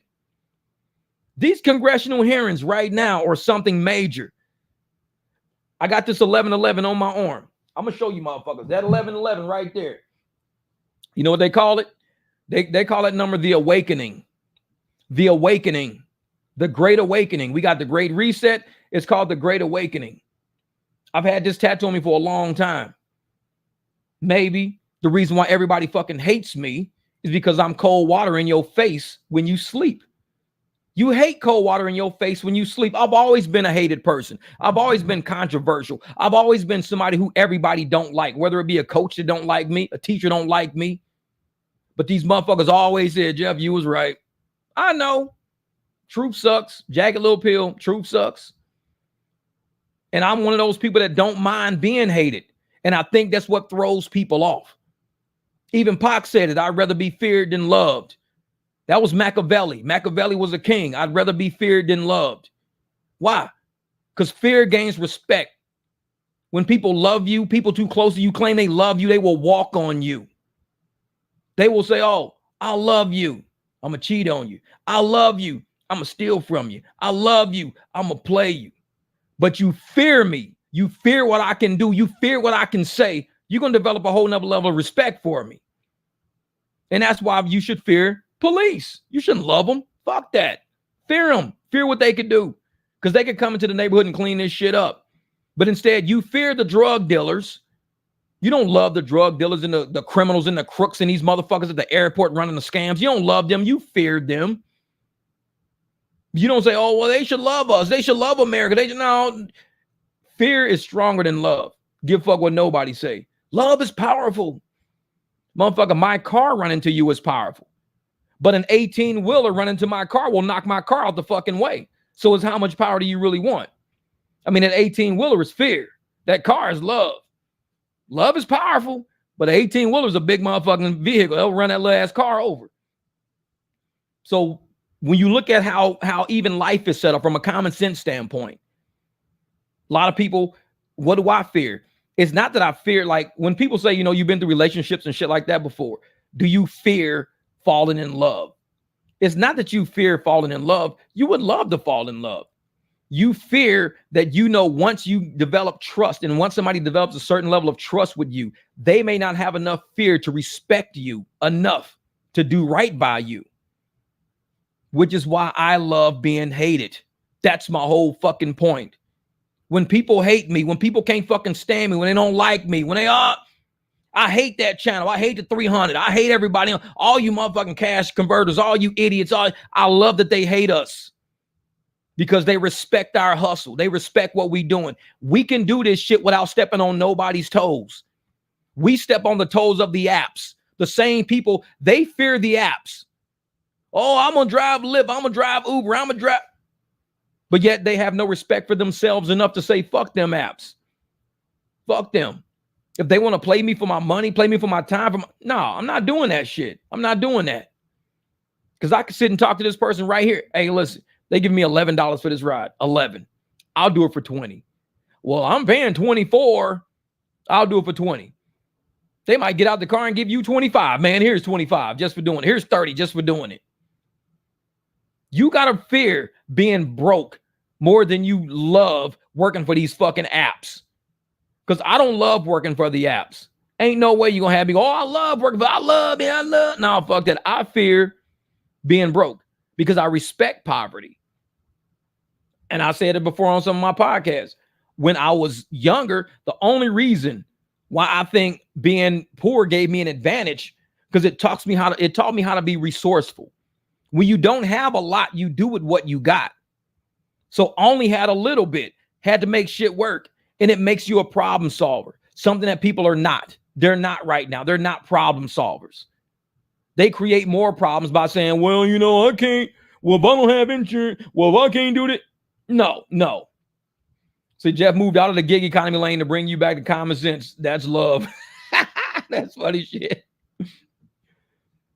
And some people, they want to sit there and act like problems are not to be solved, but to be swept under the rugs and solved by somebody outside of the equation. Lyft and Uber will never solve your problem with poverty. Trust me when I tell you that. If you see all these channels out there, driving my way out of debt, the more wear and tear you put on your car, the more expensive your repairs are going to get. How much profits do you think you got? How much profits do you think you got to cover a new engine? That's why I don't put my shit on the road that much. I'm not trying to blow my cars the fuck up to make $7, $9, $11. Okay, you made the $11, but now you got a lower control arm you got to replace. Lower control arm, if you don't have tools at home, you got to take it to a shop. You made $11, but you just lost $450. And it's funny. Say, I don't see a join button. Well, you got to see it in the I think it's actually, let me see something. There has to be a way to see it. There has to be a way. I don't know how to get to it. Yeah, description in the video. That's what it is. Description in the video. You can see it. Yep. I fear God and love eating. I respect God, but I love to eat. That's funny. And I'm one to admit to you, right? Hey, fear drives change. That's what it is. And we're just the channel that tells people these apps are not going to change anything for you. When I read that article that was on the professor's pages about, tips and everything and how people are making money and this and that, it was something about car repairs being $360 a year. They're saying the average car repairs, this is what they said on that article, $369 a year. So let's just say 2 tires. They're not saying alternator, water pump, serpentine belt, windshield wipers, broken actuators, Freon in your car every year because it leaks out over the wintertime, coolant issues, thermostats. They said $369. That's only 2 tires for most people, 1 tire for some people. So they're saying in 4 years, all you're going to do basically is replace the tires on your car from driving. That's what this, like I said, follow these fucking articles. The narratives are hilarious. They're saying if you drive for us for 4 years, the most you're going to spend on car repairs is $369 a year. That's it, average. Because you're going to buy a tire this year, a tire next year, a tire a year after that. After 4 years, you got 4 new tires. You can start the cycle back over again. I'm like, $369. The one part of my BMW cost $331. It was $331. Then I also got tires. Then I also do coolant and oil changes and shit like that on my car. I'm sitting there going, $369 a year. Who's reading these articles? They think riders are reading these articles, and riders are like, well, you should be making enough. If you're making $20 an hour, you should be. I mean, you're only paying $369 a year on car repairs. You should be making enough. You're like, $369 is one fucking tire. That's it. My Jeep, I pay $1,000 for a set. That's $250 a tire. So you're telling me I basically replace one tire a year on my Jeep and I don't have to fix shit else. Water pumps, nothing else. This is what these articles do for people. It's bullshit. You right, team, right? It's bullshit. They sit there and they want to feed this narrative to the general public, not the people who would watch this rideshare channel, watch this podcast, but the people who would read, oh, Lyft, oh, let's see what Lyft drivers make. And they sit in their office because they can't watch a podcast in the office. So they can only read shit about Lyft in the office. So when they see a Lyft driver, oh, well, man, it's not like you're paying a lot. I mean, what? You pay $300 a year for repairs? That's not a lot. That's way less than what I pay, and I got a job. I got a W-2. It cost me $300 just to drop mine off at a shop. You're paying $300 a whole year as a rideshare. I'm like, who writes these fucking articles? People who are paid by the apps write these articles. Hey, anybody want to make extra money this weekend? What you want? I just need you to write me a Lyft article and write me an Uber article. How much is it paying? Just like they did when they did the somebody help Chris out. Just like they did when they had to do the pandemic and everything. They were like, wait a minute, I'm gonna show you on my phone. Check this shit out. I'm gonna help you out, bro. Wait a minute. I'm gonna open up one of my videos right where I'm on this live stream, and I'm gonna show you something. This phone start moving a little slower. Let me see your videos. I'm gonna show you something right now. Bam. Wait a minute. Let's see more. Wait a minute. I can't see it on this one. Because I got it on I have it on the wrong screen. Dang it, because I got the app open. I need on my laptop, I see it a lot better. Yeah, I can't see it on my phone right now. Chris, open up the description by clicking more. Scroll to the bottom where you see members and see perks. If there's a subscription button there. There you go, right there, Chris. Those are your instructions right there. Yeah, exactly. $660 for tires and alignment today. I'm feeling a little sick. And that's what it is. They're going to tell you it's $369 a year is repairs. $369 a year is repairs. They do this so people don't really know how much it really costs to drive. It's like you want to make some weekend. Damn. Look at that shit. $1,284 before taxes, mountain balance, or anything else. Damn, that's just tires. Crazy. Yeah. But they're going to tell you $369 because they're telling drivers out there. Like, first, let me finish the thing about they're going to be like, listen, if you want to make extra money this weekend, I need you to write me. Oh, thank you, Miss Santa Bear. I need you to write me an article about Uber or Lyft, but make it to where if a new driver wants to drive Uber and Lyft, they don't really see how much it costs. Tell them that they're going to get a ton of money in tips for driving concerts and airports.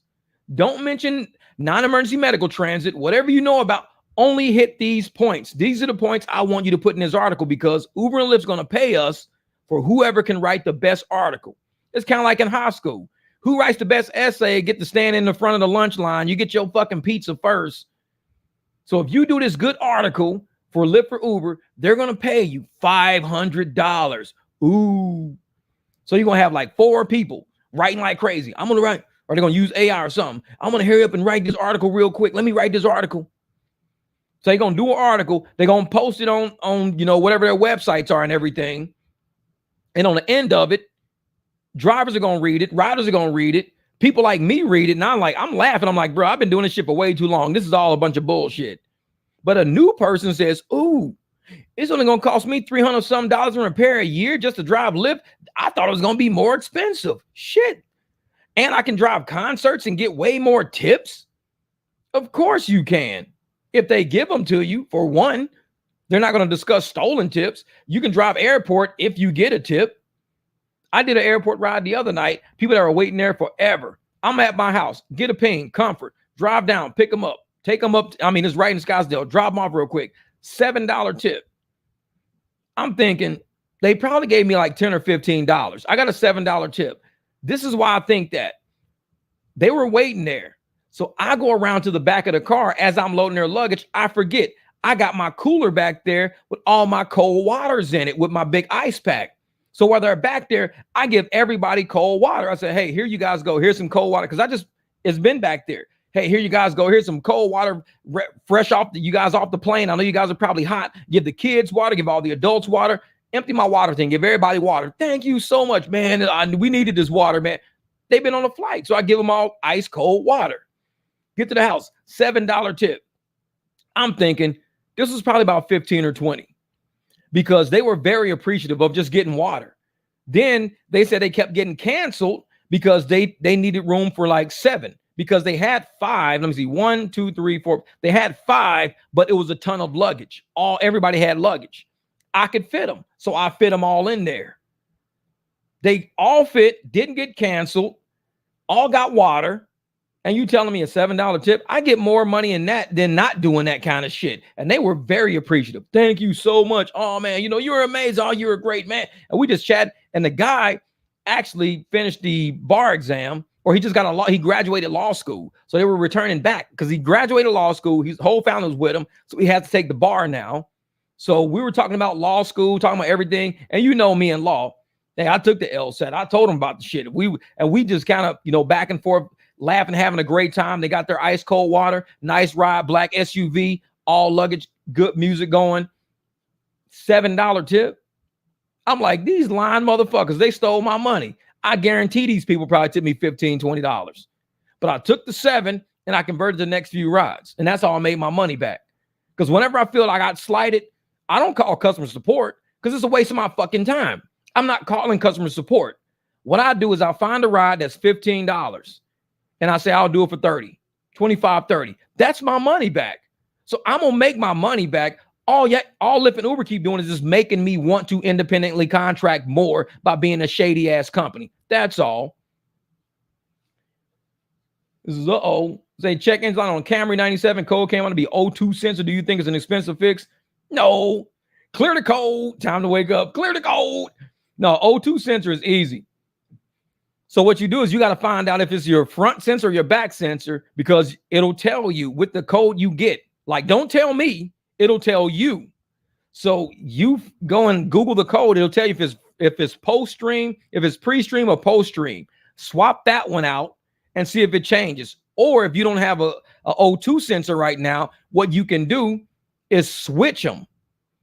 Like just take your O2 sensors, the one in the front, put it in the back, the one in the back, put it in the front. If the adapter allows them to fit, your code should switch one number to another number if that sensor is bad. That's sometimes how you can check a sensor or how you can check like a coil, ignition coil that sits on the engine. Just switch it to another cylinder and see if it changes. If the code moves and changes, then it's your coil that's out. Yeah. What do you say? Can you send me a link to join the members? And Chris Doris said, oh, man, that's funny shit. Here are YouTube instructions. All right. Yeah. And so that's why I do all the time. I just go through and just switch parts around. So if you got what you will probably need, if depending on what you say, what year that was, Camry, a 97. So if you've never swapped the O2 sensors out, it's likely they got heat welded. If you really got a 97 and you've never swapped the O2 sensors out, those things have had water, heat, cooling, and heating up. It's going to be hard to get it off. So you can get a spark plug socket. It's got a slit down the side of it that just slides over the wire just to get it nice and cracked, or get a wrench. And like I said, it might almost strip the edges because the wrench is going to slide over it. And if it can't come out, you're going to need an O2 socket because that wrench is going to kill the edges of it right there. So, and I would just take it off, make sure the adapters are the same, and just switch them. See if your code changes. If the code changes, you know that sensor is bad. Yeah. So you forget the O2 sensor unless it's eating up your gas. Yeah.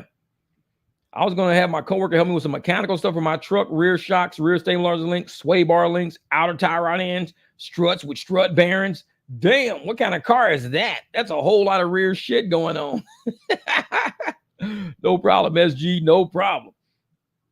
Yeah, but man, I'm glad you guys came on the stream, man. Like I said, I knew it was gonna be a heavy stream. It was gonna be a pretty heavy one.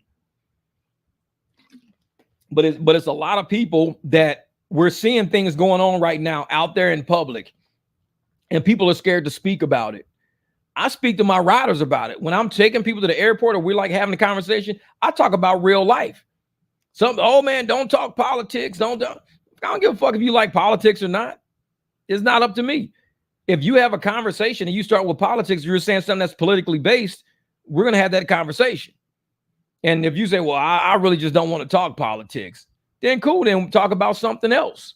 But don't report somebody for speaking about politics if you never said, for one, you don't like to speak about politics, or two, you started the conversation about politics. And some people do that. They'll start a conversation. Like I've had people in my car, Democrats, start a conversation about politics because I'm black and they're racist. Democrats always think because you black, your ass must be a Democrat. And it's like, it never fails. A Democrat will get in the car and they're a proud Democrat. Yeah, motherfucker, fuck Trump, motherfucking ass. That orange motherfucker.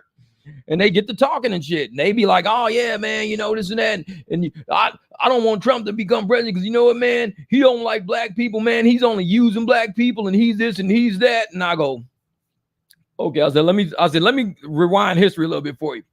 I say, you know what they call it? Southern Democrats, right? And at that minute, you know, these motherfuckers is like, oh shit, I just stepped on a fucking porcupine. This is a black Republican. He ain't a rhino. He's a fucking porcupine. This motherfucker's finna stick me. See, you might be an elephant. You might be a donkey.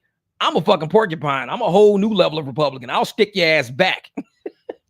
So I said, you know, Southern Democrats, you know where that came from? Confederates and all that shit. I said, they were against the American government because they wanted to keep their lifestyle. They wanted to have their people, their assets. They wanted to have those people because they didn't want to pay nobody to do that. They were wealthy, plantation owners, big ass white houses that look like the fucking White House, nice houses, everything else. And so what they wanted to do was, we're going to keep our people. You guys do what you want to do up north. You don't involve us. We're Confederate South. We're a whole nother level of the country. So now that we're in 2024, Democrats removed all the statues, removed all the memories in the history of who was who, because all those were Southern people. Those were all Democrats. Those weren't Republicans. Republicans won. So a lot of Republicans didn't get statues. Abraham Lincoln had a statue. They're not trying to remove the Abraham Lincoln statue, are they? No. They're not trying to remove any statue of any Republicans out there. They never removed those statues. It's only of Confederate people they want to remove those statues because they want to take away the truth. And if you remove the truth, it's easier to fucking give somebody a narrative. Republicans are racist. They don't like you. Come hang out on our plantation with us. It's like, okay. Yeah, exactly. Yeah, exactly. That's what it is. It's a waste of people just talk about how better their daddy president is. And if all you want to do is like, well, you know, this and that and blah, blah, blah, my president's better. I'm like, look at your life. Do you have more money, less money, more opportunity, less opportunity, more crime, less crime, more security, less security, more taxes, less tax? I mean, look at your life. Stop looking at somebody who you think the media has painted as a criminal or not. Look at, if you want to talk, like I said, I already discussed it in this fucking live stream already. If you want to hear hush money, I already told you where all the $20,000 a month was going in hush money to a child that the president of the United States right now didn't even want to admit was born. I'm sorry, I'm really done. Man, there has to be a way I can find this on my phone. Hold up for a second. Because I've seen it on my phone. This is run for Congress. I'll pull security. Let's do it. Let's do it, brother. Let's do it. Let's run. Let's run. Okay, let me open this one real quick. I know it's got to be on here. I'll see it in a second. Let's see. If I hit more. Oh, there has to be a way. Oh, there it is. So what I did, like, so I went to the May 31st video. So I went to the May 31st video. I hit more. You'll see more right here. There's a word more. You hit the word more. Wait a minute. Let me open it back up. What did I just hit? Let me go backwards.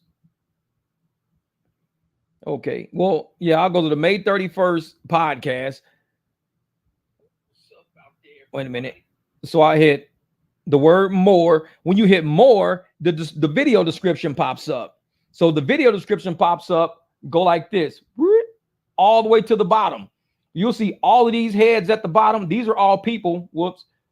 These are all people that are in the membership group. All those people at the bottom. Right above the last head is the word join right there. And so it's like, hey, that's it. Like I said, don't forget, hit the word more, go to the video, hit the word more.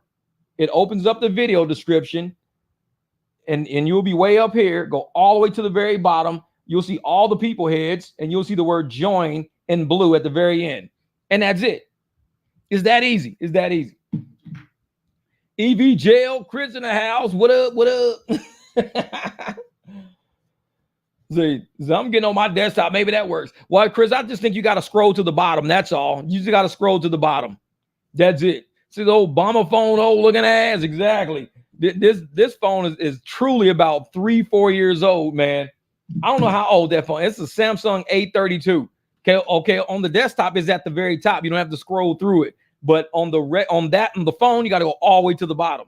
Yep. It's not on my phone. That's why I had to find it. I was like, I know I've seen it before. I know it's on here. Yep, that's it. It's the old Obama phone looking at. But yeah, and I knew that this was gonna be one of those every time I put common sense or something like that, I know I rub a lot of people the wrong way. I really do. And even when I'm on my things, is run, Jeff, run, motherfucker, Forrest, run. And so when I get writers that want to speak to me about politics, I'm totally cool. Like I told y'all, many people know this. I've been married to Democrats before. Even as a Republican, I married Democrats. Not that it was ever going to work out, because not that Democrats are stupid, just they weren't that smart. But for somebody who's a Republican, it takes you a level of critical thinking to see through the narratives and the propaganda. You have to at least be that alert to realize there is narratives and propaganda around you. When you don't realize there's narratives and propaganda, you fall victim of sheep. You get trapped in there.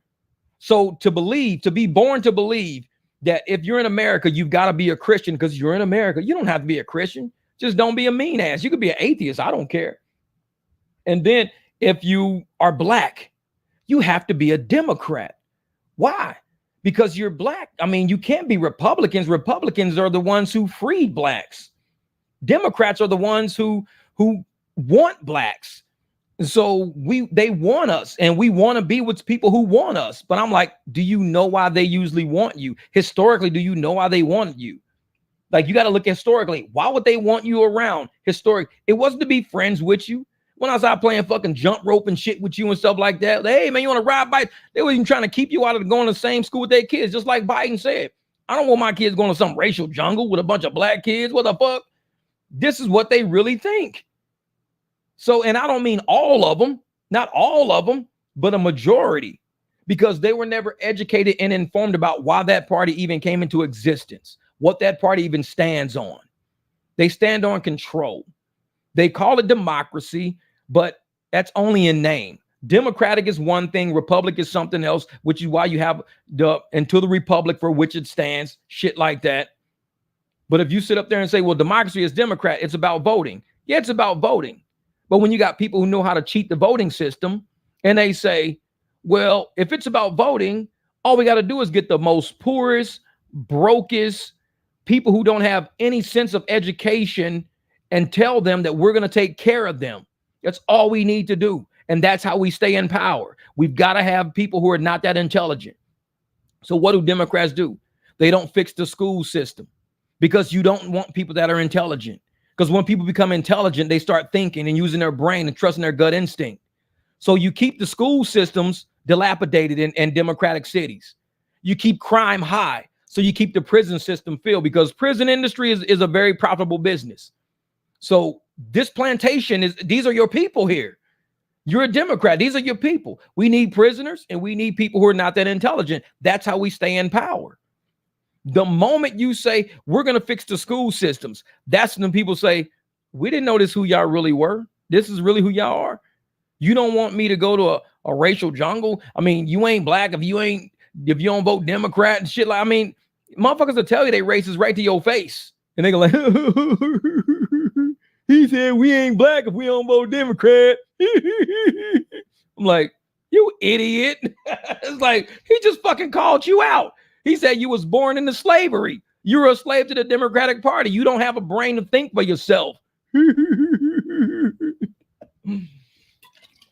It's like, motherfuckers, you can't even tell how stupid these motherfuckers are.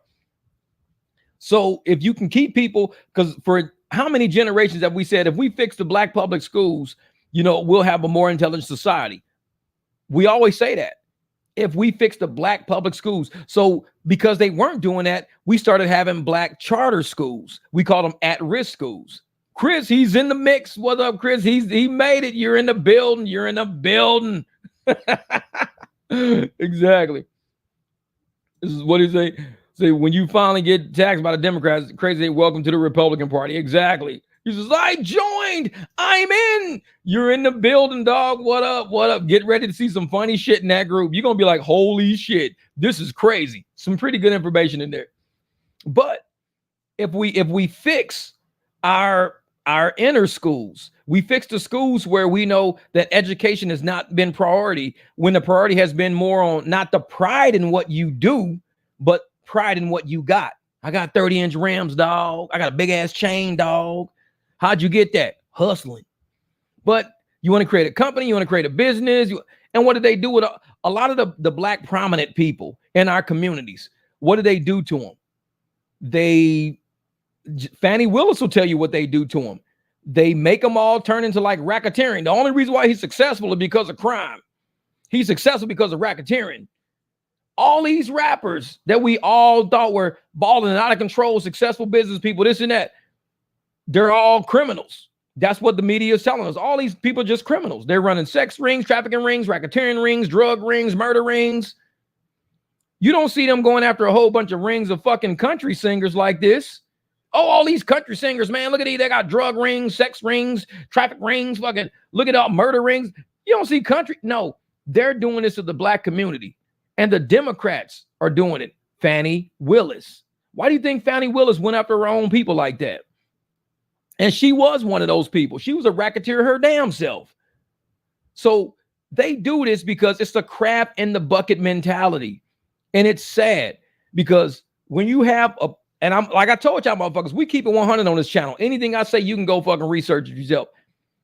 On plantations, they would make sure they would have people on plantations that kept control of the slaves. And a lot of times they were actually black people that were in charge of the slaves. There were black people who they sent to keep control over what's going on in the barn. Black people to keep controlling what's going on in the field. It wasn't always white people doing it.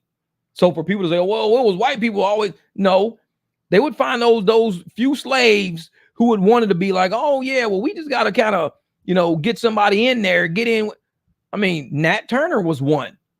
Look at the movie Nat Turner, Birth of a Nation. He was a slave who was hired to keep control of the slaves. What do the Democrats do? They always put a black woman in power. Look at all the black women who now have power all over the Democratic plantation. Because what are you going to say to a black woman that can't be sexist or it can't be racist? It's a double-edged sword.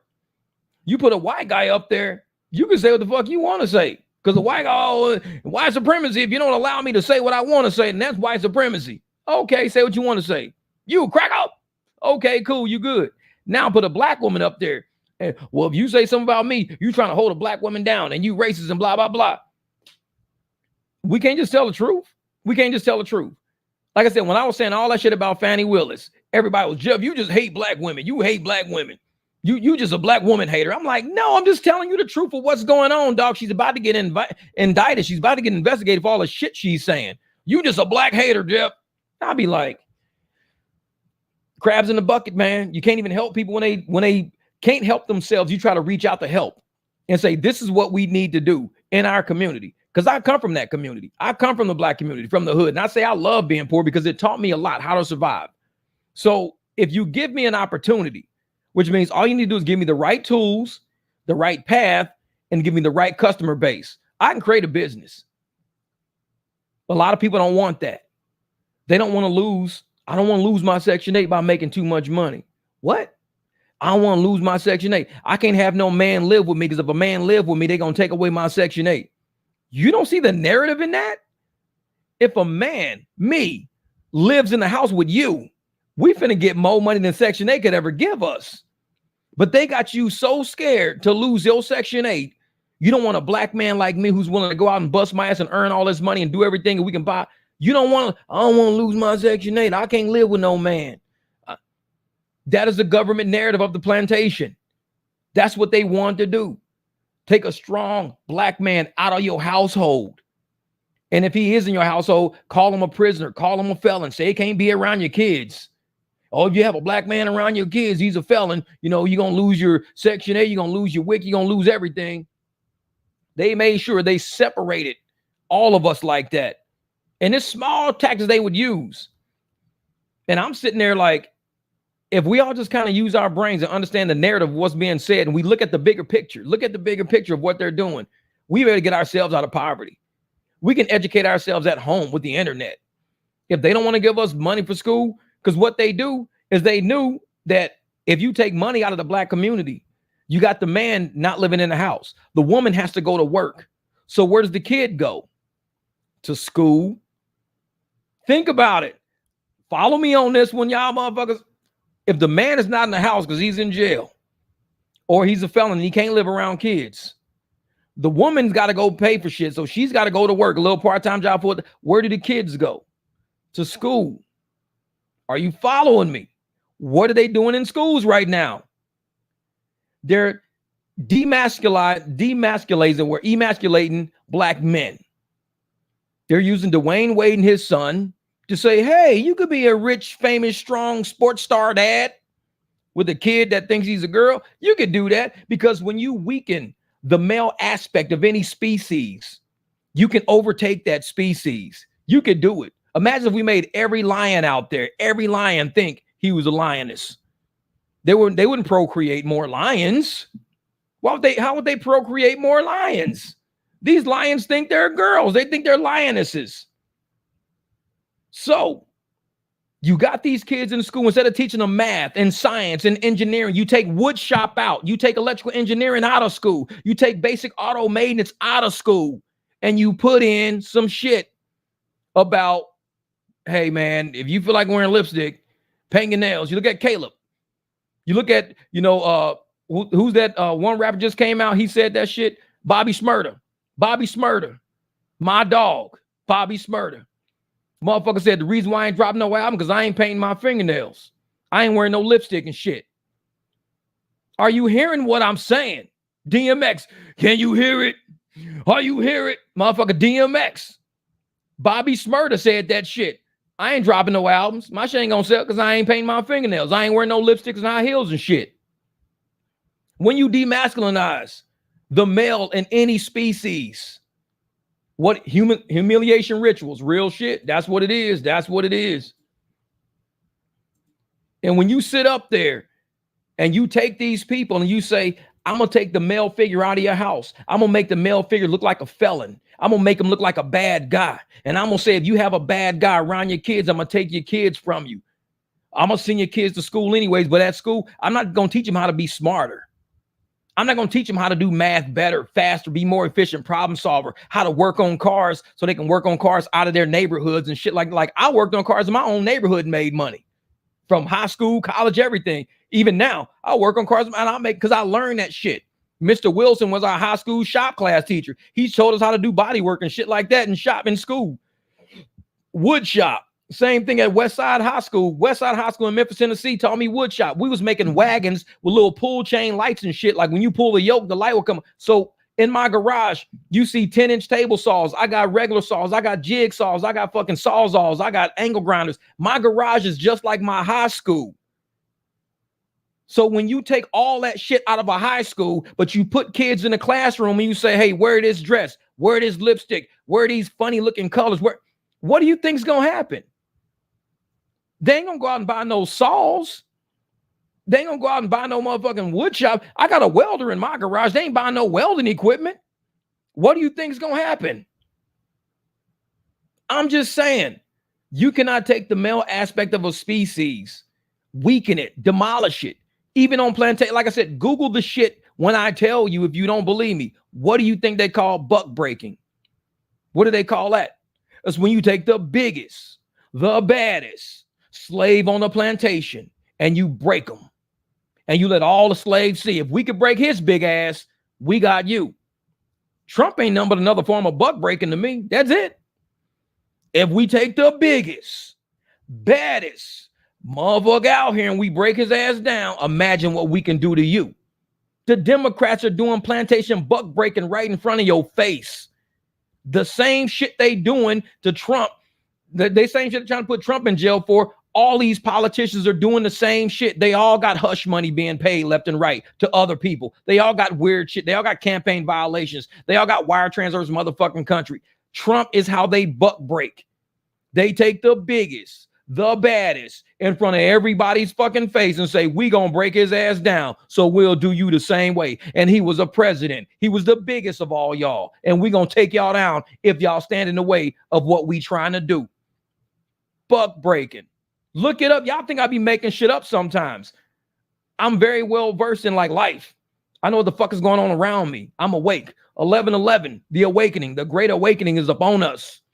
And like I said, maybe I got that tattoo for a reason, because one day I'd have to be fucking talking to people about some of this shit. And I'm glad all the congressional hearings are going on so I can speak about it now. Everything I'm talking about is already out there. Nothing I'm talking about is some shit I just created today. Nothing. Everything I'm talking about, it's out there already. It's on YouTube. It's on TikTok. It's on Facebook. Nothing I'm talking about is brand new. So if anybody says, well, I don't like this live stream, motherfucker, you don't like life. Because the shit I'm talking about is real. It's happening all the way out there. And I ain't, nah. So you tell them how to be an alpha male like us. Ah! We the 300. We the 300. Oh, yeah. And that's what it is, man. Oh, here we go right here. This right here. Hollywood's gay mafia undergrooming children, putting hormones in food in black communities, then switching the male to female, depopulation, no more reproduction. And I'm going to tell you right now, Miss T, I'm glad you said that, because that's the topic we've been on today. And people don't realize that that whole mRNA shit, it was a depopulation fucking attempt. Do you know how many people? Do you know there was a huge spell of miscarriages doing that whole ordeal? And nurses, there were nurses finally coming out saying, we were not supposed to talk about this outside because of HIPAA law. We were not supposed to talk about it. We are having more miscarriages than ever before. Never seen as many miscarriages, ever.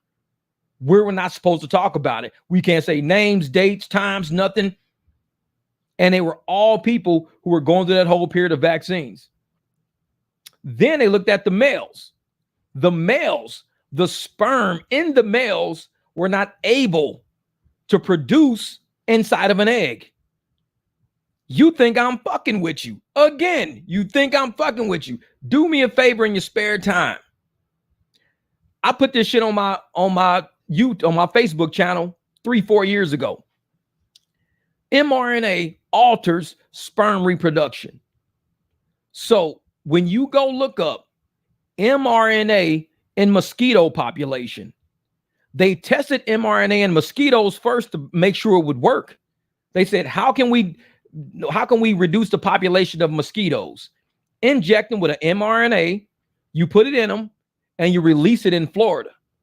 So they released all these mosquitoes in Florida, and the mosquito population started going down. They said, we know how to control the population now. You have to inject the males with mRNA. It reduces the sperm ability to fertilize an egg. That's all you're doing. Google it. I am not making up shit brand new. Trust me, I'm not. I'm not that creative. I'm not that intelligent. This is all stuff that's already out there that nobody talks about. They would rather talk about, you get more tips if you do more airport trips. No, how about I get more money if I just drive fucking period? I mean, that's what people talk about. Shit that's non-consequential to reality of what's going on around us.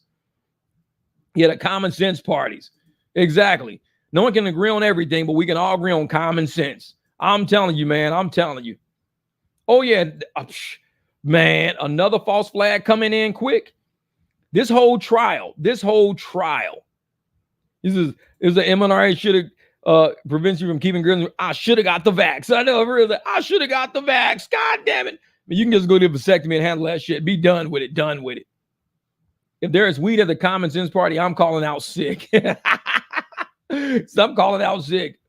What a Wu-Tang called it first. They predicted this. Listen to their first record. Okay, cool. I definitely will. Because you know I'm a Wu-Tang fan anyway. Method Man. Hey, I'm definitely on that shit. So I will be listening to some Wu-Tang today. I'm gonna hear this shit, Chris. But and like I said, even with the title of this whole, live stream, the podcast today, I wanted to make sure I really sat down and chatted with y'all. Because it's been a minute since we had a real talk. A lot of shit has been going on, like swirling around us. And a lot of people are trapped into the world of rideshare and not into the world of humanity. And they're wondering why our taxes so high. Why can't I afford rent no more? Why can't I buy a car because of interest rates no more? We don't talk enough about life in the realm of rideshare. Too many channels out there are stuck on, well, I need to know when I pick up a passenger, is it 3 minutes or 5 minutes? It's whatever's on your fucking phone. I don't know. I don't even care. If I don't feel like waiting, I just drive off. But we need to talk about reality at some point. And there's too many channels avoiding reality. And they got drivers out there looking like drones and shit. Because when you try to approach them with a talk about at Circle K about, hey, man, did you watch congressional hearings? What's Congress? Congress where? We got Congress in session right now? These motherfuckers have no idea what's going on. Because all they do is sit on rideshare channels and talk about rideshare. Broke is a fucking joke. It's like, bro, you got to gain equity in life. Gain equity in life. Talk about real shit. Use rideshare as the way to pay for your life. That's cool. But when you wrap yourself so much in that shit that you can't see outside of it, you're in a bubble now.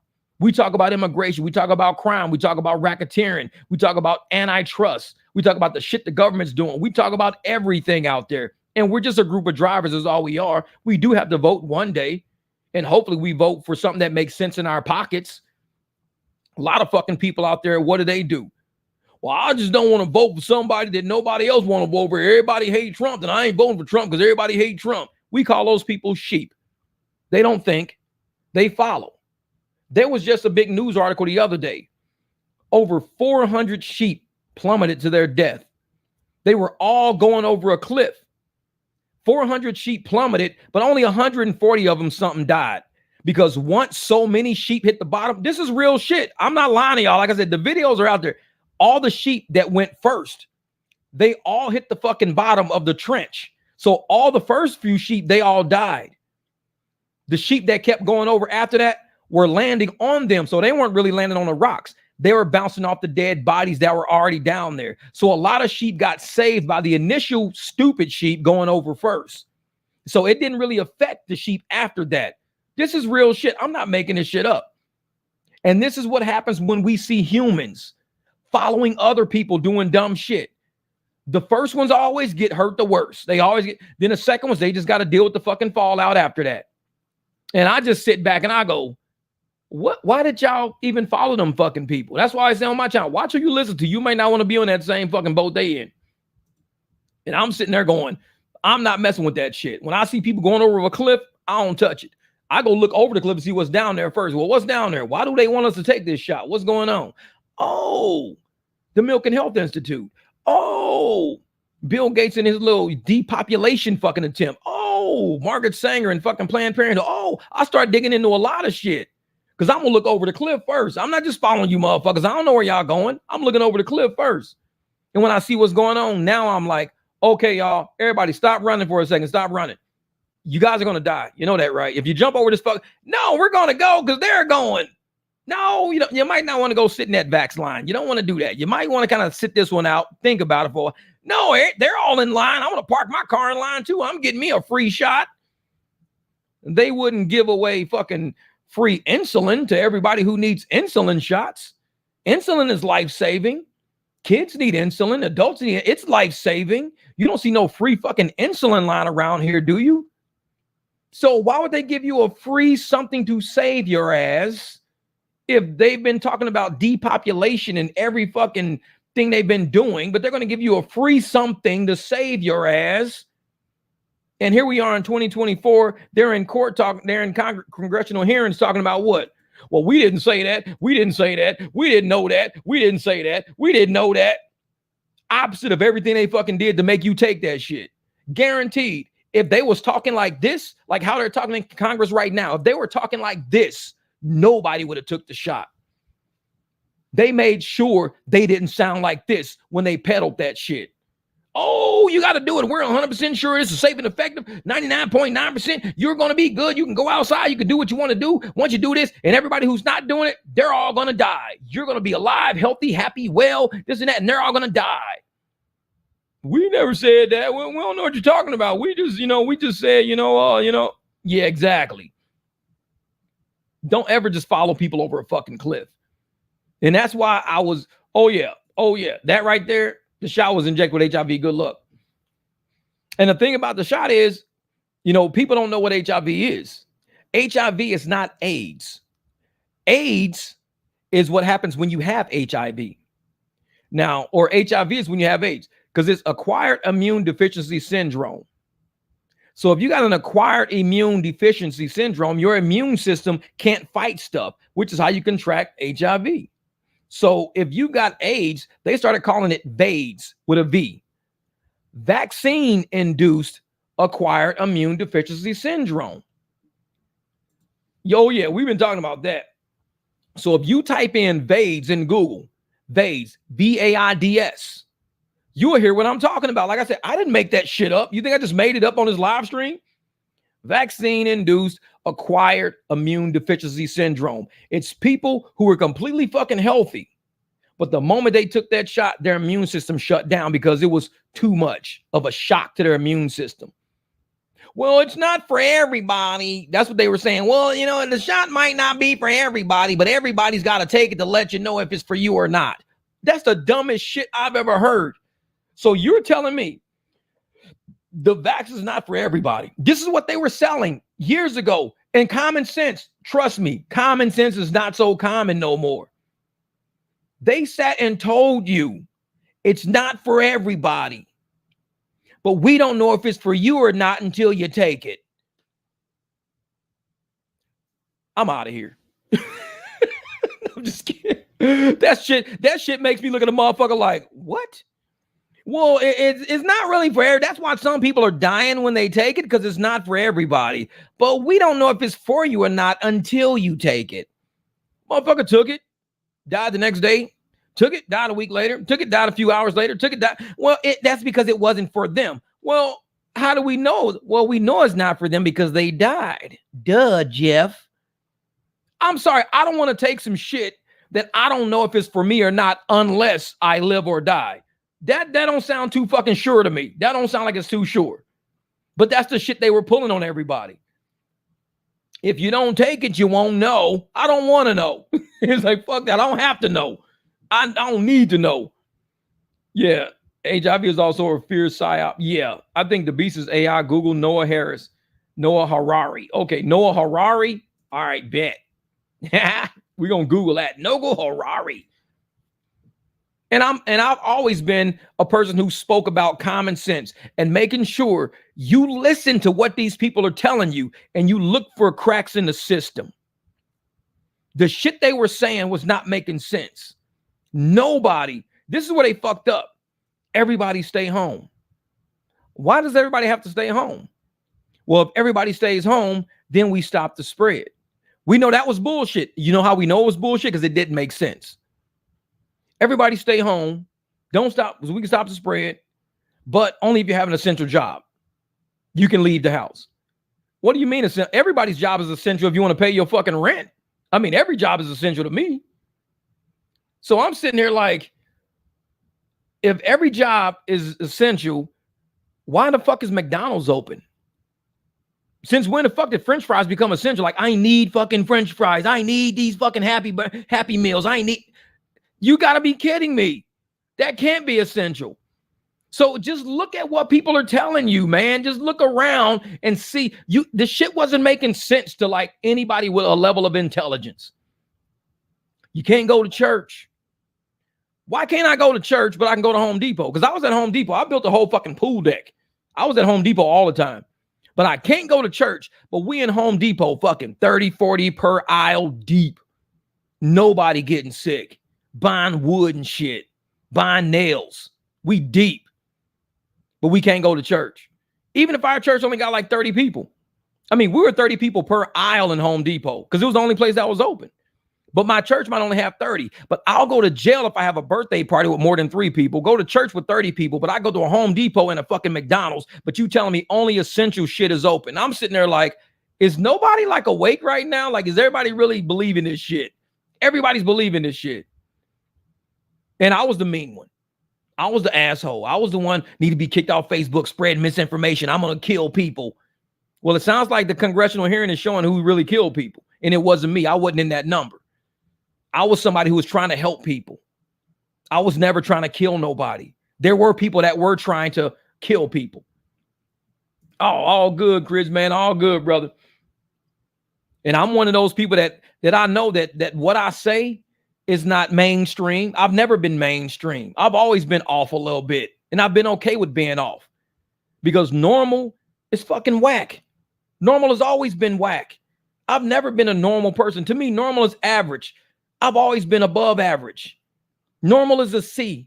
I've never been a C student. I've been a B student, an A student. So when motherfuckers say, Jeff, you not normal. You right. Because everybody in this motherfucker would have a 4.0 if it was normal. I'm 3.286 or whatever the fuck I was. I'm close to a 4 point, but I'm not there yet. But I was never a C person. I was never average. I was never normal. I was always off a little bit.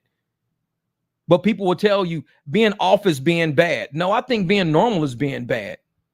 I think being normal is what happened during this whole pandemic shit. Being normal is why you see people right now sitting in this congressional hearing talking their way out of shit because they fucked up all the normal people. The people with common sense, the abnormal people, because common sense ain't so common. So the abnormal people, we made it through. We try to tell people, don't do what normal people are doing. Don't do what people normally follow what they see on TV. People normally follow a government that lies to you. People normally follow fucking doctors and shit like that. But when you look at the doctors being paid under the table, hospitals being paid per diagnosis and per death, when you look at people being paid per hookup on the fucking ventilators, when you look at all the money, you can see behind the curtain, the fucking Wizard of Oz is working like a motherfucker right now. The Wizard of Oz is shooting out flames. He's doing everything. Peel that curtain back. This is an average fucking person back here. He's lying to y'all. He's fucking with y'all. He's shooting fire out his face and shit like that. He's messing with y'all. And today, the Wizard of Oz got exposed. All these congressional hearings, this is pulling that curtain back and showing everybody who the real Wizard of Oz was. Fauci. He was a fuck up. And now he's trying to dodge everything now. Oh, I didn't say that. I don't know. It was just what people were saying, and we just let people say it. What? No, you didn't, because you motherfuckers kicked me off of Facebook. Don't give me that shit about it's just what people were saying. We just let people say it. We were all kicked off of fucking social media for saying shit. Don't tell me it was just what people were saying, so we let people say it. No. It was the narrative you wanted to encourage. You wanted to promote propaganda, misinformation, because it all had a reason. It had a purpose. When you look at eugenics, when you look at the fact that they think everybody's not worth something, they know every life is not worth living. They'll tell you that shit to your face. Well, every life's not really worth living. Bill Gates will walk around. Well, we need to, our carbon footprint is too high. So, we can't do anything with resources. We can't do anything with this part of the equation. But what we can do is reduce the population because everybody's not important. I'm important, but everybody's not. So we can work with that P in the equation. We can reduce that number. Less fucking people. They're not important anyways. And that's the elites talking to you. Elites who you voted in power. Government elites now. Government used to not always have elites. Government people used to be broke. Government people used to be like the average person taking a fucking tram to work, the average person with a condo or an apartment. That used to be government people. When government people started accepting money from lobbyists, money from bribes, money from corporations, gifts, tax stipends. They became a part of an elite class.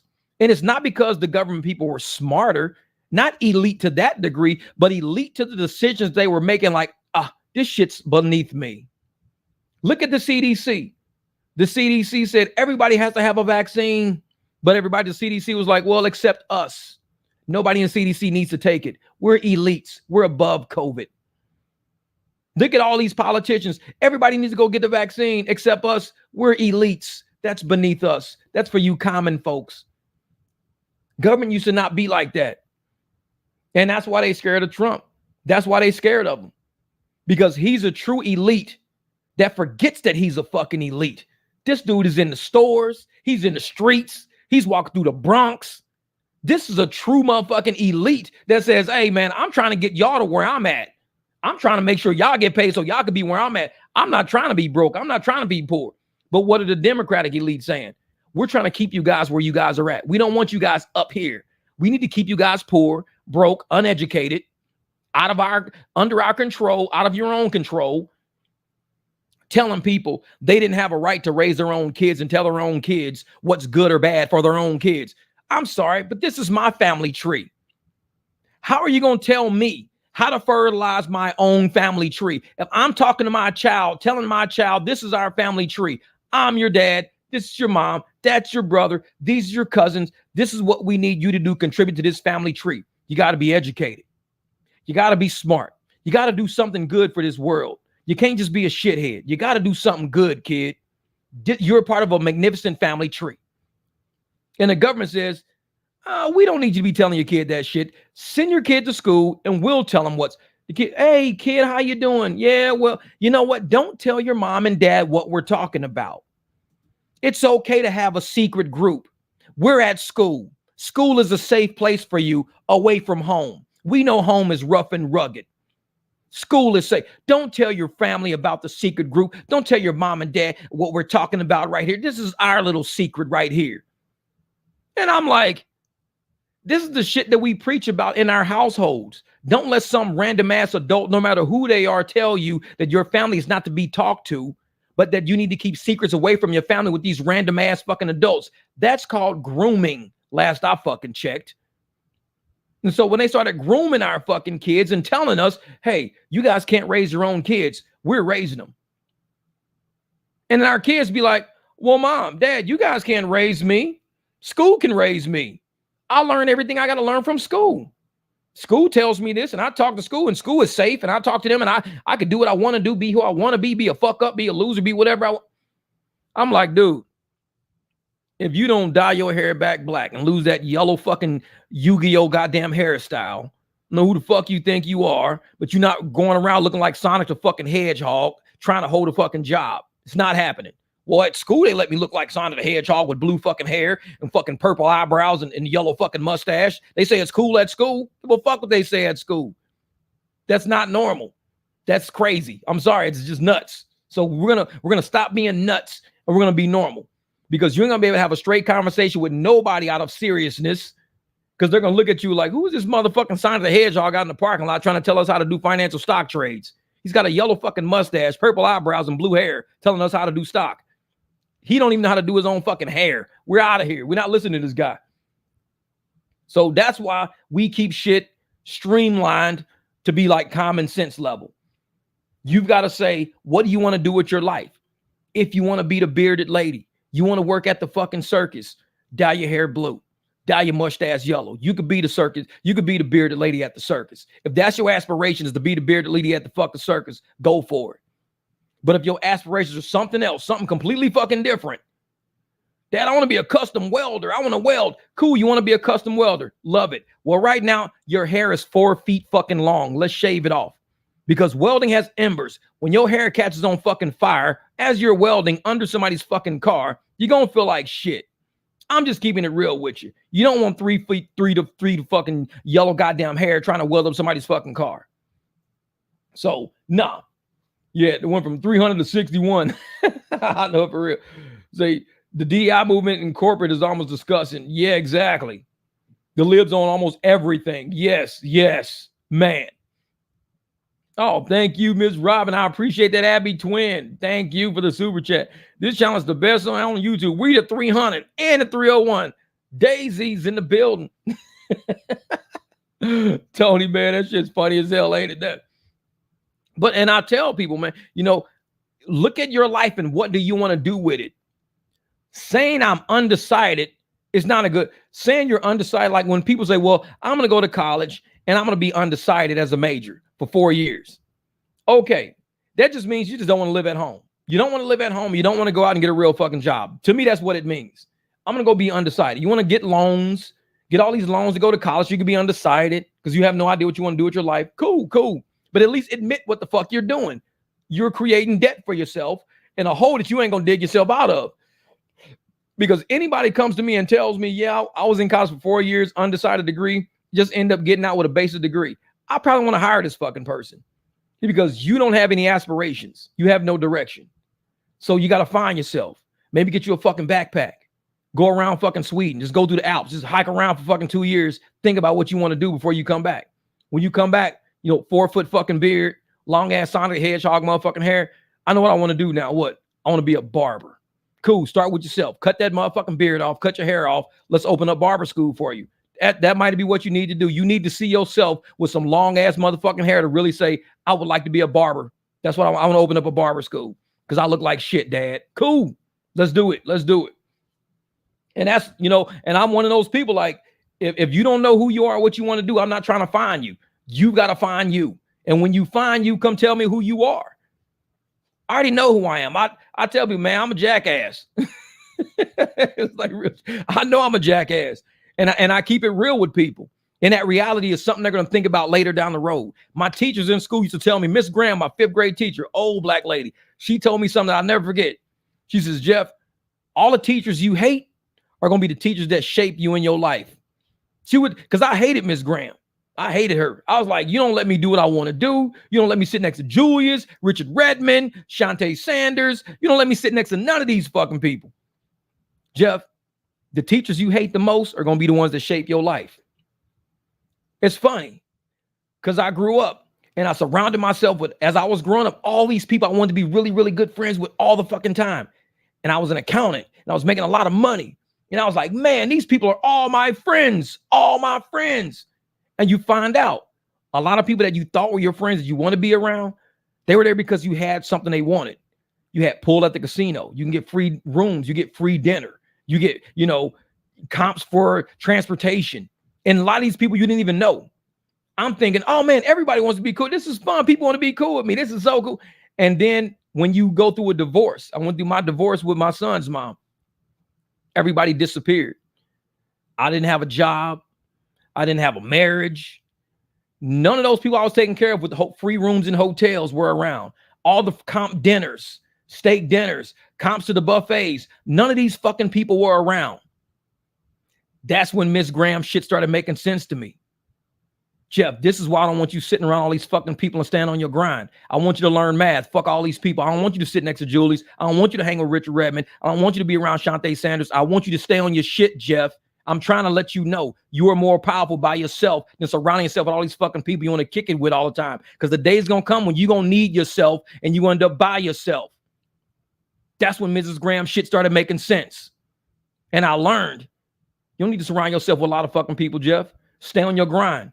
The people who are like you and roll like you and are like you, they will be around you without being around you. We're around each other in spirit. We stay hard in these streets. We make this money in these. We keep our bills paid. We keep shit going. We don't fuck around. You don't see all of us every day. Hey, tonight we're going to the club and spending 200. Tomorrow we're going to brunch and spending 75. Then we're going to go here and spend. No, we in these streets every day. We network energy. We network energy. And on this channel, I say, I don't care if I ain't got a lot of subs or not. We got a lot of energy on this fucking channel. And this energy pushes people to the next level that they need to be on. It's like Mrs. Graham still living through me. And I'm telling all y'all, stop hanging with all these fucking pigeons. Stop dealing with all these fucking people. You know what you got to do.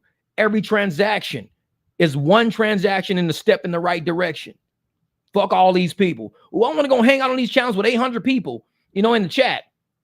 I want to go hang out on these channels with 100,000 subs, 3,000 people in the chat.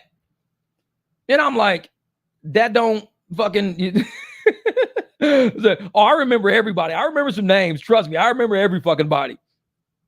And it's like, I don't want you out there hanging with all these fucking people, when you got work to do. So you focus on this rider in front of you and you let them know, listen, I'm getting $8 for this fucking ride. Real shit. And you know, like I know, summertime, I got the AC blowing. I'm burning gas more than ever. I do it for 15. Okay, 15, because they're trying to charge me 22. Or if they come back with, oh, you know what? I only paid 13 for it. All right, then fuck it. I'll charge you 13. Here's my cash app. I'll charge you exactly. That way, you know, you pay the same and I'll make a little more and you ain't got to tip me or nothing. And they might fuck around and give you 20 just for being like that. Everybody out there has a transaction sitting in front of them that they need to worry more about than worried about being on some of these fucking. This chat has 300 people in it. Woo! You don't need to chat with 300 people. Sometimes all you need is 10 or 15 motherfuckers to, hey, man, we got to get going today. Make today that shit, man. Make today that shit. And that's it. Jim kicks the true sermons. Hey, you know what's funny? I'm glad you said that, because this is like I said, this is also on Facebook. So some people on Facebook are going to read this or going to see exactly what I'm saying. And the people on Facebook, the names I'm saying are actual people who are on my Facebook. Some of them. Shantae Sanders might be on there. No, but the fact that you said just sermons things. There's this lady on my Facebook page. Our families all grew up together. I grew up with the Parker family. And there's this lady, Rhonda Burgett. She's a Parker. She married a Parker, you know, Bruce Burgett and all these. So Rhonda Burgett married Bruce Burgett. Got kids and everything. I was like, Bruce, Brandon, all these kids. So when we was little, I went to church, Kirkwood Church of God. I went to church every Sunday, every Wednesday. I was even in the choir because they made me do it. And everybody that knows my story knows I was lip syncing like a motherfucker in the choir because I was that mad. I was mad. I was too mad. Don't make me sing. I was sitting in the back of the choir and just lip sync. I was mad. I wouldn't sing shit. I was just mad. But Rhonda Burgett, she was always messing with me all the time. Because we had this pastor. His name was Pastor Drain. Everybody out there gonna laugh. Anybody in Facebook land's like, oh shit, he's about to talk about Pastor Drain. Here we go. Uh-oh. But Pastor Drain, rest in peace. That guy was so funny to me. Because you got to realize, I was living in Memphis before I got back to St. Louis. So I grew up in the streets. I'm around drug dealers. I'm around, you know, prostitutes, wannabe pimps, everybody smoking cigars and shit. I'm around some crazy shit in Memphis. I was in North Memphis, Hirsch Village. I was in some crazy fucking places. So I ended up living in Millington, Fraser, South Memphis, Whitehaven. I was all over the place. Met Pastor Drain, who was the pastor of our church at the time. So Pastor Drain, this is where the sermon shit comes in back. And Rhonda Burgett. So I used to sit on the steps in the church sometimes and entertain people. I guess let's call it that. I ain't gonna say I was making fun of Pastor Drain. I was entertaining people. Let's not say we make fun of people. We're entertaining people. So Pastor Drain, at the end of what he would do, like he would have like guest pastors. So the pastor would be speaking and he would always say, glory be to God. But he would always hang his head all the way back. He'd be like, glory be to God. And I thought it was the funniest shit ever because he did it all the time. Glory be to God. And so that was my whole thing, which is fuck with people all the time. I just walk around say that. They'd be like, Jeff, oh, we got donuts coming in, because we would have donuts after sermon, after Sunday school. We got donuts, we got juice. I'd be like, glory be to God. And people be dying laughing. But then, so I would always make fun of them all the time. But Rhonda Burgett heard me one day. Like I was doing some funny shit outside. And she said, Jeff, one day you're going to grow up and you're going to be a pastor. Because you keep messing with people, you're going to end up becoming a pastor one day. I just know you keep messing around and say, you're good, but you're going to say, and it's funny, but you're going to mess around and become a pastor one day. I'm going to see you with a church. And I was the furthest thing from a pastor. Trust me. I was like, man, that shit was funny as hell, man. But yeah, that was Rhonda Burgett. She used to do me like, Jeff, you gonna be a pastor. And I used to mess with this lady too at my church. And she was like, her name was Miss Beavers. And I would talk like her all the time because she had this funny voice all the time. So I would always talk like her all the time. And everybody would be laughing because they thought it was so, like I said, I would just entertain people. It wasn't like I was making fun of nobody. I was a kid. Kids really can't truly make fun of you. They just say what's going on around them. And it was just entertaining. That's all it was. That shit, to me, it was just funny as hell, man. It was just funny. So that's why when I saw that thing about the sermon, that it reminded me of Rhonda Burgett saying that, Jeff, you're going to be a pastor one day. You keep messing around. You think it's so funny. You're going to end up having your own church. And people going to say that about you. Say, no, I'm not going to have no church, lady. I'm cool. But yeah, people need to be leaders of themselves. Yeah, yep. So you're going to be a leader. Need people to lead because nobody does it. Well, see, Chris, this is the thing, what I think about leadership. And I'm going to say real shit. When you hear Nipsey Hussle say it, Nipsey Hussle said, I'm front line. A leader got to be front line. Back in the day, we had true leaders. Back in the day, they would be on the horse, sword sticking straight forward, riding in the war.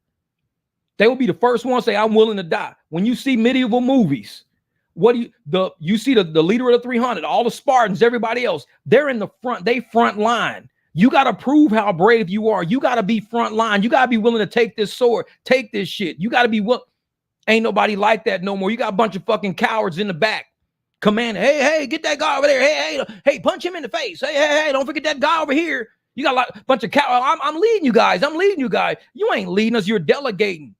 These is leaders out there in the front line. That's why I always tell motherfuckers, drivers, those are real leaders out there. The drivers really doing shit. When you see me out in the streets converting and doing the shit I'm doing, I'm taking all the punches, man. I'm taking it all. A lot of channels out there, they don't do what I do. I put my word on the line, my heart on the line, my integrity on the line. I say shit and it becomes true. Like I said, I don't even predict the future. I just say shit from a common sense standpoint and it becomes true. So a lot of channels like to delegate. You guys need to do this and you need to do this and you need to drive here and you need to do it. I'm out in the streets doing this shit. I'm in the trenches with everybody. So if you're going to ever lead me, like people wonder why I never followed nobody. I really don't follow anybody except actual drivers that actually have like cars in the street. I don't give a shit if you don't have a channel, 0 followers, 0 channels. I follow you because I see you out in battle. I see you every day out there getting it every day. That's why I follow you. I don't follow a lot of people on YouTube who have a lot of subs because I don't see them doing shit. I just don't. They like to delegate and tell people, you got to do this and you got to do that and you got to do it. And fuck that. We out in these streets. We leading.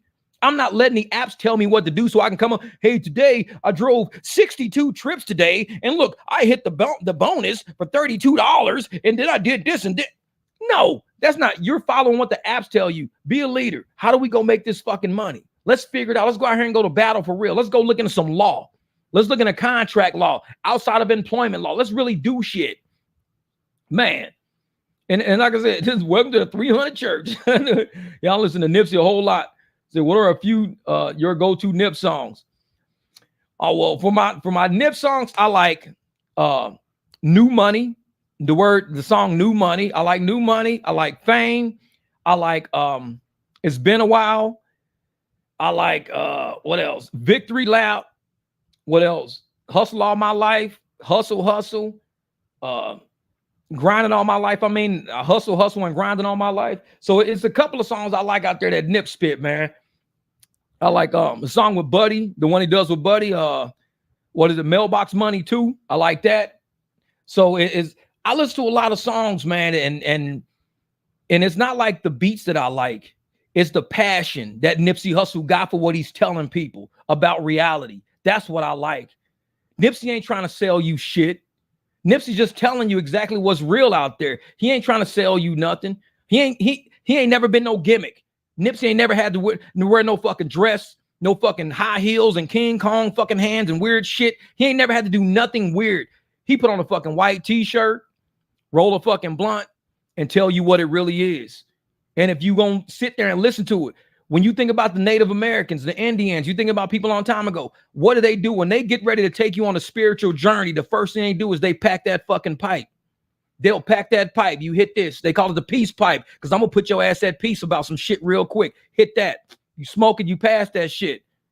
And sometimes you let people just kind of get into their zone, get into their peace. You let that weed open them up a little bit. You let that PCP or whatever the fuck they on open them up a little bit. And they bring that universe to everybody right there on the spot. So sometimes when I listen to Nipsey, I'm like, this motherfucker had to be high. He had to be high. Because somebody with a sober mind don't have that level of consciousness.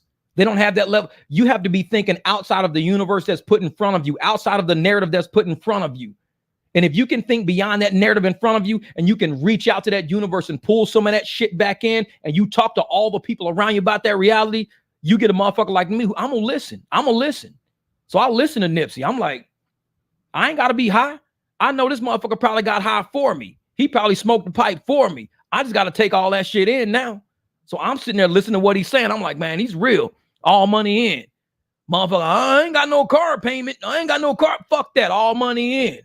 If I got to buy 5 fucking SUVs, all money in. Lease these motherfuckers out. Tour these motherfuckers, all money in. I ain't got no car. No. You ain't never heard Nipsey say no shit like that. Yeah, you want to make sure you ain't got no car payment. Fuck that.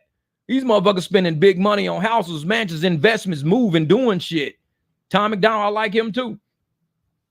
And I'm one of those people that just, man, I'm always about tomorrow's not guaranteed. Tomorrow's not promised. Do all you can do today. Today is your all money in day. It's your all money in day. When you out there and you talking to this motherfucker about converting a ride, you don't want to do this shit for 15. You will do it for 30. All money in. Your soul, your heart, that's your money. You putting your money in. And when I'm out in these streets and I tell people, hey man, you know what? I'm gonna upgrade you.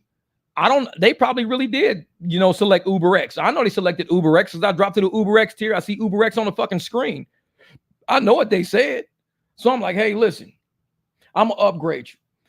The app, in order for you to upgrade through the app to Uber Black, you're going to have to pay like $70, $80 just to get this truck on the app.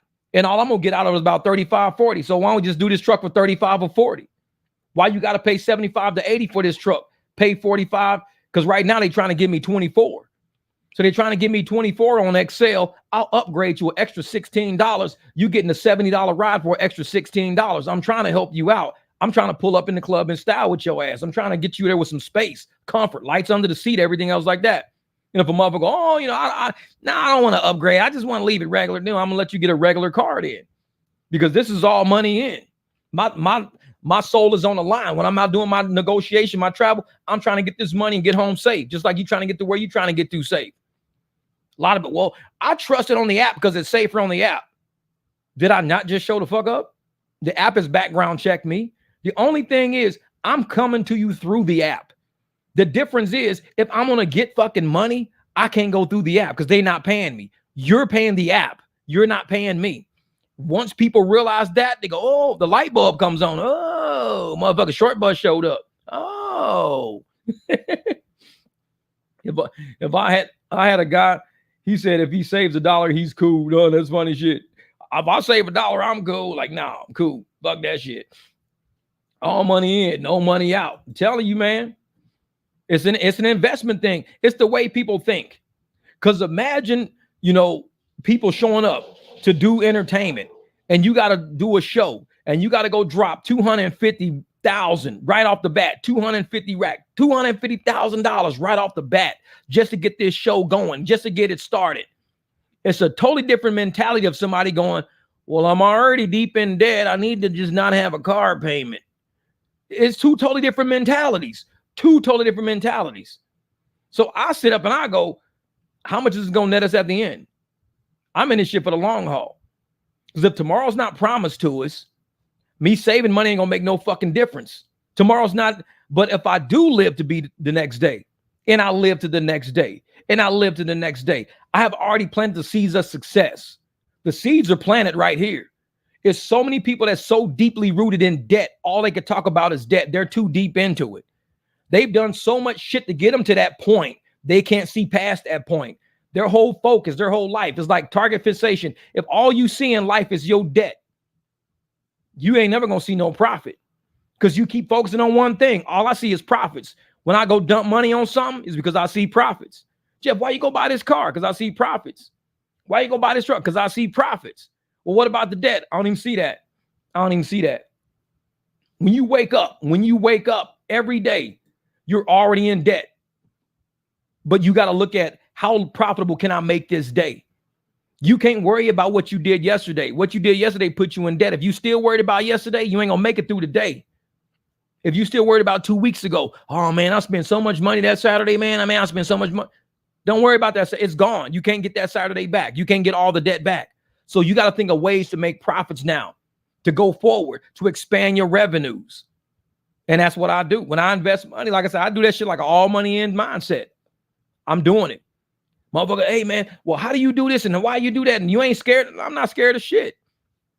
This whole world out here, the whole world out here has got people that need something. Do whatever you're good at. If it's welding, if it's construction, if it's driving, if it's consulting, do what you're good at and have a clean plate. So, you know, I got 4 or 5 different things I'm doing right now to bring in money. When driving's not working, like I said, I got Jeeps out front. I'm working on cars, strut systems, all kind of shit. If I'm not out driving, I'm here working. When I wake up, it's an opportunity. Every day's an opportunity. What was that? Was it Tristan should change the name of the channel from rideshare man to Tristan eats Triscuits. Tristan eats Triscuits. No. You need to change that shit to debt driving. That's it. DD instead of DoorDash. Debt driving. Debt driving with Tristan. Like that's what he used to call it, just debt driving. Because to give the illusion, or even it's not even an illusion because nobody believes it, but to give the idiotic approach that I'm gonna be a rideshare millionaire off of $3 tips.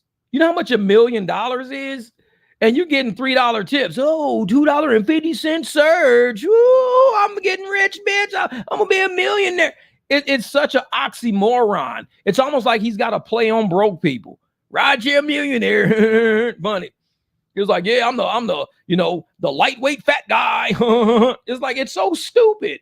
I'm like, rideshare millionaire. Those two things don't even go hand in hand. It's like, if you're doing rideshare, you never become a millionaire. If you're a millionaire, ain't no fucking way I'm be doing rideshare. And I see people that, oh man, I got, $600,000 in the bank. My house is paid off. My car is paid off. I'm rich as a motherfucker. Well, what you doing rideshare for? You risking getting your brains blown out by some idiot that you just pick up off the Uber app. You got 600 grand in the bank, but you risking getting your head blown off by some idiot just to be on a channel to go, yeah, I'm doing amazing in life. I'm almost a millionaire doing rideshare. If I was a millionaire in rideshare, you know what I would do? Everybody who has supported this motherfucking channel, I'm grabbing motherfuckers one at a time. Hey, you want to get out of rideshare? Yeah, let's start a new company. I already told you already. I'm going to be out in Vegas. I'm picking up Logan. I'm picking up people out here. I'm grabbing. Hey, there's young people out there that really want to work hard. They don't have the money to get it. We got the money to do it. Let's invest in companies. Let's get everybody to start companies. That's how we do it. So no, I will not be a millionaire rideshare driver. I'll be a millionaire rideshare pulling people off the fucking plantation. That's about it. Say, hey man, I got enough to where, hey, I'm gonna start this small company. You motherfuckers is down for it. How far are you willing to go with this shit? Oh, I'll do it. Okay. Might take a flight. I'll do it. Okay. All money in. You think a lot of motherfuckers, especially like Nipsey Hussle and all these people, are sitting around thinking we're going to use all of our millions of dollars, buy cars, and do Uber Eats? You really think these no. You're investing in business at that point. You're using your money to make more money. When I see people out, especially one guy the other day was like, yeah, I bought my car for $45,000 cash. I was like, well, that's stupid. Because if you can get a 3% interest rate, you get a 3% interest rate on a loan, but you can make 10% to 15% on an investment. That's anywhere between 7% and 12% income you're making on your money if you don't buy a car in cash. Why would I give $45,000 to a bank when I can do some 0% interest loan, a 1% interest loan, 2% interest loan, 3% interest loan? Why am I giving away $40,000 in cash when I could just take out a loan, say I only owe you 3% interest? Yeah, then I'm gonna use all my money to invest in something that gives me 10% interest. That way, the interest I make, that 10% covers that fucking interest that I'm paying over there. Oh, I'm gonna still pay for the car. I'm still paying for the car, but that 10% covers my interest. So I end up with an interest-free loan. You're using your cash to make money. You got an interest-free loan by using your money. But people, I bought that car for cash. I'm like, dude, you dumb as a fucking box of rocks. If in 2024 you buying cars in cash still, I don't care if I got $100,000 in my hand. If somebody tell me, oh yeah, Jeff, you got $100,000. This car only costs $20,000. Okay, then give me a $20,000 loan. It was like, okay, give me a $20,000 loan. But you got $100,000 cash. I'm about to use this $100,000 to make about $20,000. So this is going to be a free car by the time I'm done with it. But if I give you this $20,000, then basically you just took 20,000 of my dollars out of my 100,000. Now I only got $80,000 now. But I gotta have the 100,000 plus. If I go put this shit in something, that interest buys me some time. As long as the interest I'm making on what I'm doing is more than that interest, I'm winning in the interest. Now the investment has to keep doubling, tripling. So now I paid off my interest and I paid off the actual whatever the loan is. So it's like, you've got to fucking know how money is a tool. It's nothing. It's not a trophy. And I think that's what happens with a lot of people. They think, oh, I got a trophy. Rich Dad, Poor Dad. No, I haven't read that yet. But so when you got people who think money is a trophy, not a tool, I'm like, hey, I'm just packing my toolbox, man. I'm packing my fucking toolbox. Fuck that shit. Keep doing it. Packing my toolbox. Putting more money in. That's a toolbox. Because I got shit that I got to do. I got to build something with these tools. But when you got somebody who just money as a trophy, they're not building shit. It's a trophy just sitting on the shelf, just collecting dust. Money ain't working for you. It ain't doing shit for you. You got to be smarter than that. It's not a lot of people that's out there intelligent enough to see that. No, I'm just going to use my money. I'm going to do it. Especially when I was on Facebook. I was in Jeep groups, and these people are so stupid. Oh, I bought my Jeep in cash, motherfucker. I went and dropped 60 G's on this bitch, motherfucker. I'm just like, that's the dumbest shit I ever fucking heard today. That you telling me you went and paid $60,000 for the depreciable asset that's never going to make you no more money than what you just paid for it. It's never going to make you more. So what you should do is that $60,000 can make money somewhere. And as it's making money, it just has to make more than what that interest is that you're paying on that $60,000 loan. Because you're going to pay the $60,000 no matter what, left or right. You're going to have to pay the 60 grand. The interest is all you're really worried about. How much is this costing me to borrow this money? The money is money. It's what it is. But how much is the interest? That's what I'm more interested in. I'm not interested in the money. I'm going to have to pay 60 G's no matter what. But if I can make money with the money, the 60 G's didn't come from me. I made it with money. But I could just give it to you and I'll never get the 60 G's back. So, I don't know. That's just how I think, man. And a lot of people aren't at that level yet. They're more thinking about debt. So if you think about debt, then that means you don't have a trophy and you're looking for a trophy right now, which is money. It's like, no, debt is what it's a lot of channels out there driving myself out of debt. And I'm thinking, but you're putting yourself more in debt if anything happens to that fucking car. So if you don't already have a cushion right now, as you're running a business, you don't have a cushion, you're basically putting yourself out of business. You generate that cushion by going out there and say, man, say Uber finesse, I'm trying to wake up and on those referrals. Oh yeah, finesse. So you got to go out there and you got to use all these conversions. Even if, let's say you converted a $15 ride for $30, the extra 15 you made, take 10 of that, put that in the envelope. Every time you make a conversion, take a chunk of that conversion, put it in an envelope. Because at some point, you're going to have all these fucking envelopes of money that were on top of what you should have made already. And you're going to say, dude, I got like $4,000 or $5,000 in cash. What the fuck? How in the hell this happened? Because you kept putting the excess in an envelope. You're going to make what you're going to make anyways. Don't blow the excess. Say, I was not going to make $50 on this ride. I was only supposed to make $35 on this ride. So that's an extra, $15. I'm going to take 10 of that 15, put that shit somewhere and just keep doing that. Just never stop doing it. But you got to go out and you got to go out there and do these conversions. No, says what's the deal on Tristan? Last I heard him was from that super pictures, him challenging Jeff to a Uber off limo, Uber off, all laugh my ass off. Yeah.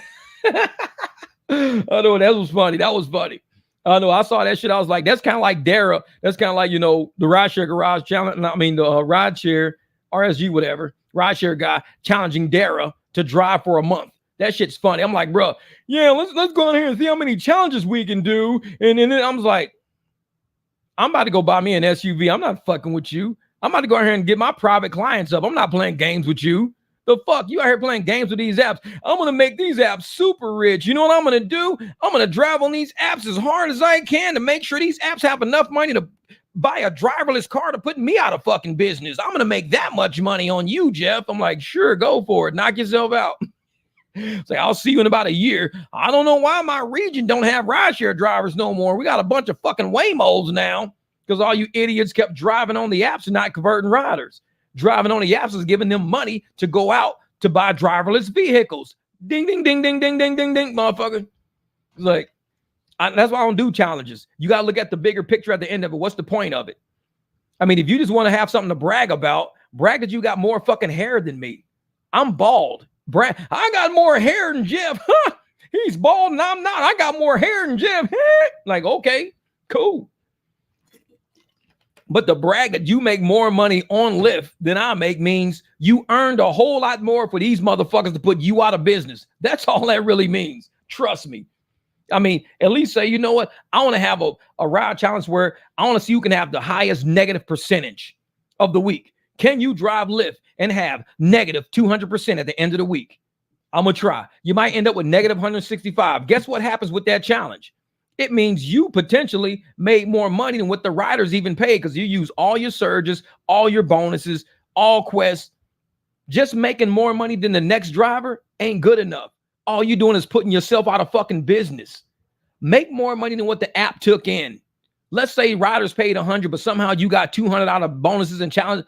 You did all right that week. Now I'm happy. I'm happy for you now. But yet, I made way more money than you. Look, I made $1,800.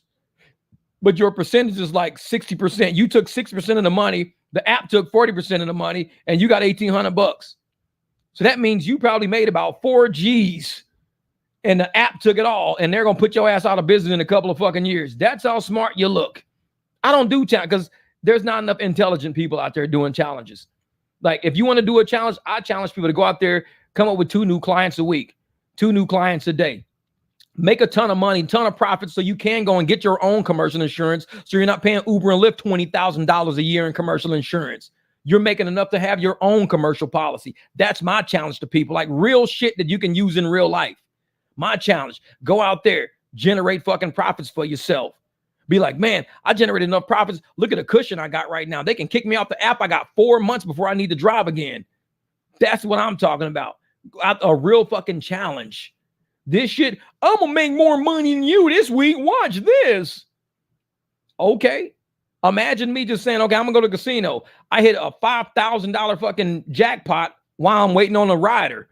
Does that mean I drove better than you all week because I hit $5,000? Ooh, look, I hit a $5,000 jackpot. I got $5,000. You only got 2. Maybe you did it smarter than me as far as driving went. I just hit a jackpot. So what? Which is why I tell people, go out there, generate your client base. Go generate all the clients you can get, because when these apps decide to turn you off, cut you off, suspend you, do something stupid, you got a plan. You're a driver. You are transportation. You got something to fall back on. A lot of these drivers never have shit to fall back on. They are stuck in the fucking bird cage. They are pigeons for life. They'll never get out of the bird cage. We done left the bird cage, fucking plantation. We done left everything. We out here fucking doing this shit. Like I said, if I could show y'all all of the fucking the money I was downloading and shit like that, I'm gonna see if my thing will open up. I'm gonna see if and I tell people, go out there and get Square. That's my Square app. Transactions. Yeah. So these are all my transactions right here. Like, you can't even see it on that screen. But these are all my Square transactions. I mean, you got 60, 200, 200, 220, 360, 35, 85, 32, 125, 25, 45, 35, 144, 40, 48, 167. Get Square. Because what happens is people with business accounts, they want a receipt. They'll say, hey, man, can you give me a receipt with that? Like, I'll do it, but can you give me a receipt? Let me show you. This is how they'll say it. They say some shit like this. Wait a minute. Okay, so I was doing my whole spiel, and I totally didn't see one of his emails a long time ago. Because it's confirming you pick me up at 4 a.m. tomorrow. Yes, sir. Already got the alarm set just to get me off road. Quick, all that shit. At the bottom, he said, where is it at again? Damn it, I just saw it. Oh, invoice to Tyler at Cox Auto. So they'll text you and tell you who to invoice to. Hey, send me an invoice. When you got Square, you can say, oh, so you go in, you type in invoice, You put in your amount, invoice to who? You create the contact. So I had all of his name, all his information, email address. It sent it to him. It even tells you when they read it. So when they read the invoice, then the payment came through right after. That means I don't have to use Cash App or Venmo if it's a business account. If somebody says, well, I need to use this for a write-off because I got to print this out and use it on my reimbursement for the week or reimbursement for the month. I need this. I got you. What's your email address? I'll just square it to you and you can do it right on the spot right now. They can tap with the phone, email them a receipt. You could put, because I put transportation expense, Sky Harbor, and that's it because it's an airport. Now what they're going to do is they're going to sit up there, and when they pull up their business expenses, oh, I could just pull up Square. Everything Jeff's done for me is all in Square. It's in one place. So I'm going to ask Jeff, hey, Jeff, how much did you pay me last month? No, it's all in Square. I mean, I think I get a percent charge of it, but that's cool. It's like business fee, like 1% or 2%, something like that. Business fees, whatever. Yeah, and you got to get Square set up. You got to get that set up because that right there is going to be good for anybody out there who says, I want to do this and this and this, but I need something for my business to write off. You can send it to them at any day. You can have it payable today, payable in 2 weeks, payable in 3 weeks. You can set up like an appointment 2 weeks down the road. And I can say, hey, here's a receipt, but it's due in 2 weeks. And you can set it for due in 2 weeks. They can pay any time between then. So they can say, okay, cool, we'll do it. Boop. They'll send you the money immediately, just so you know, okay, I'll be there to pick you up, whatever. And it's easy. I try to keep my CR around 30%. That's where I'm at. Time to wake up about 30%, about 30. Jeff, what do you think about converting doing food delivery? Good idea or bad? Like, what do you mean converting doing food delivery? I don't understand what that is. So if you mean doing private deliveries, I mean, that's possible. But the person has to pay for their food, like to the actual restaurant. You drive there to pick it up and bring it to them. I mean, is that simple? It just depends on whether or not you want to be going that far or not. But you can use food delivery. There's guys out there who are running their own delivery businesses right now. You might only want to do an office. Say you found an office park, a dental office. It's 4 girls every day order food. They're tired of fucking, being hit with these expensive fees for food and everything else. So you tell them, listen, I don't charge fees for food. I'll deliver to your dental office every day at this time, but it's only from the restaurants from this area right here. So they can tell you, okay, cool. And they can call, have the order ready for pickup. Hey, I'm going to go over here and pick this up for you. It'll be ready at 11:30. Shoot over there and pick it up. They can cash app you ahead of time or afterwards. But there is a way to do it. There is a way to do it. Say, up new members, he converts crusty dusties into tacos. I'm telling you. Okay, 2.5%, which is extremely little compared to how much even extra money you make by using it. Oh, yeah, 2.5%. Yep. So that's Square. Square is 2.5%. So imagine us being upset at Uber and Lyft for taking 50%, 60%, and they're taking 2.5%. Whatever money you make on that ride is the money you make on that ride. That's it. 2.5% comes out. Not 50% comes out. Not 60% comes out. Not 30% comes out. 2.5%. That's like, okay, so if you do a $10 ride, what do they get? Like, I think it's 25 cents or something like that. If you do a $10 ride, they take out 25 cents. Basically what it is, 2.5%, something crazy like that. So, yeah, I'm telling you, man, there you go. I'd rather pay 1% Square fee instead of 67% Uber and Lyft fees. And that's how you gotta approach some of these people sometimes. If you want to use Square, tell them, hey, if you guys want to do debit card, well, I don't have Cash App. I don't got Venmo. You don't need Cash App or Venmo. I use Square too. You got a debit card? You got a credit card? Because if you do, all I do is I just pull up the amount. I type your information in. You put your email address after I do it, and you just tap your debit card to the back of my phone. It charges right there, the exact amount of what we just said. And as soon as it charges them, it says send a receipt. Send them a receipt to a phone number or email address. And that way they don't got to say, well, I don't have Square. I don't use Venmo. You don't have to. You got a debit card? Pretty much about 80 to 90% of people on the planet right now or in America probably got a debit card. 8 out of 10 people you run into have a debit card, at least a debit card. And hit it up. Or if they say, well, I use my business account. I'm actually a travel company. You can get this in an expense report. So this is a free ride for you. So if you want to get a free ride, you said you use your business account or you get reimbursed for business expenses. What do you do for work? Well, I'm actually a real estate agent. Tell me some cool shit about some houses and you now have conducted business. I'll charge it, email you this. You'll be like, hey, who's this Jeff Watts, business consultation feed? Oh, yeah, that's the guy I was consulting him on home buying one day. He was one of my Uber drivers and this and that. And okay. See, it's a business expense now. Business Duncan Al Pastor. I know it. They can get time to wake up his expired condoms. I know it. If I had an app, I'd promote it while doing delivery. And that's the thing. You almost don't need to have an app to do delivery. All you need is a way for people to contact you. I mean, if you got a telephone, apps just make things easier. Apps like hold information in databases. That's all an app is. It's an application. So an application stores data and they call it cache files. They call it data files. So if you want to clear out all your cache and all your data, the app is basically starting back over at square zero, only with the operating system within the app. Since you're not using an application to store data or to store a cache, you use text messages. That's your app. It's your application. You use text messages to conduct business. You use Cash App and Venmo to conduct business. Your application, the way you are doing business, applying yourself, is using text message, Cash App, Venmo, or Cash. Uber is an app where everything's all inclusive in one. You look for a ride, you get a ride, you buy food, you book food, you pay through it, all through the Uber app. But everybody's built up the ass for being on that one application. Drivers lose out. The restaurants getting their ass handed to them and fees and everything like that too. Sometimes you make an application, that application becomes a burden to everybody involved. Riders are overpaying. So instead of using an application, you become the application. Say, I'm going to text you. You're going to pay me on Venmo, Cash App. So you're being the application yourself. You're just using actual different digital apps to do the work you want to do versus storing all that data in one place.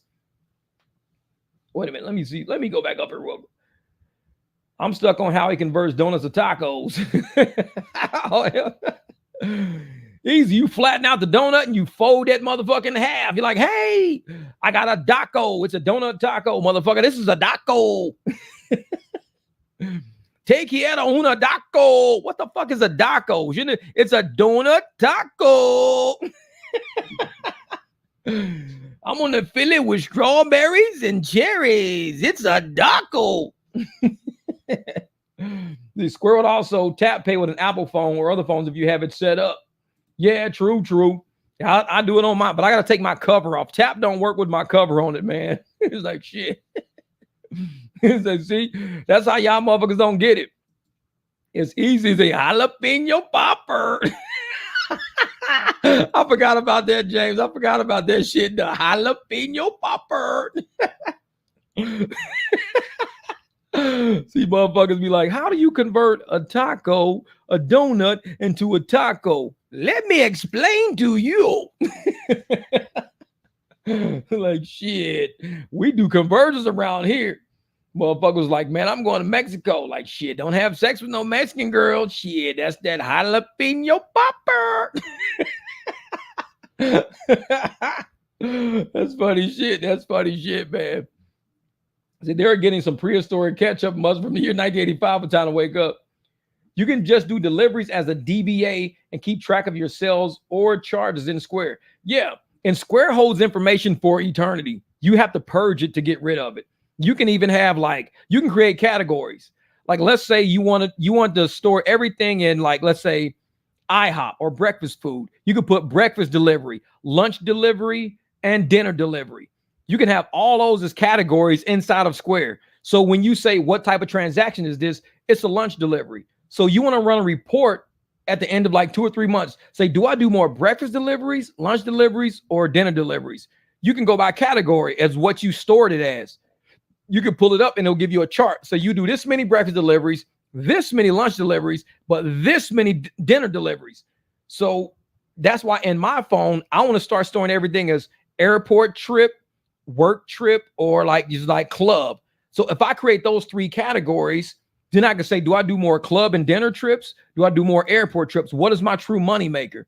You can create reports within Square to help you run your business a whole lot more streamlined instead of guessing. Man, I don't know how many airport runs I've done in the past year. I have no idea.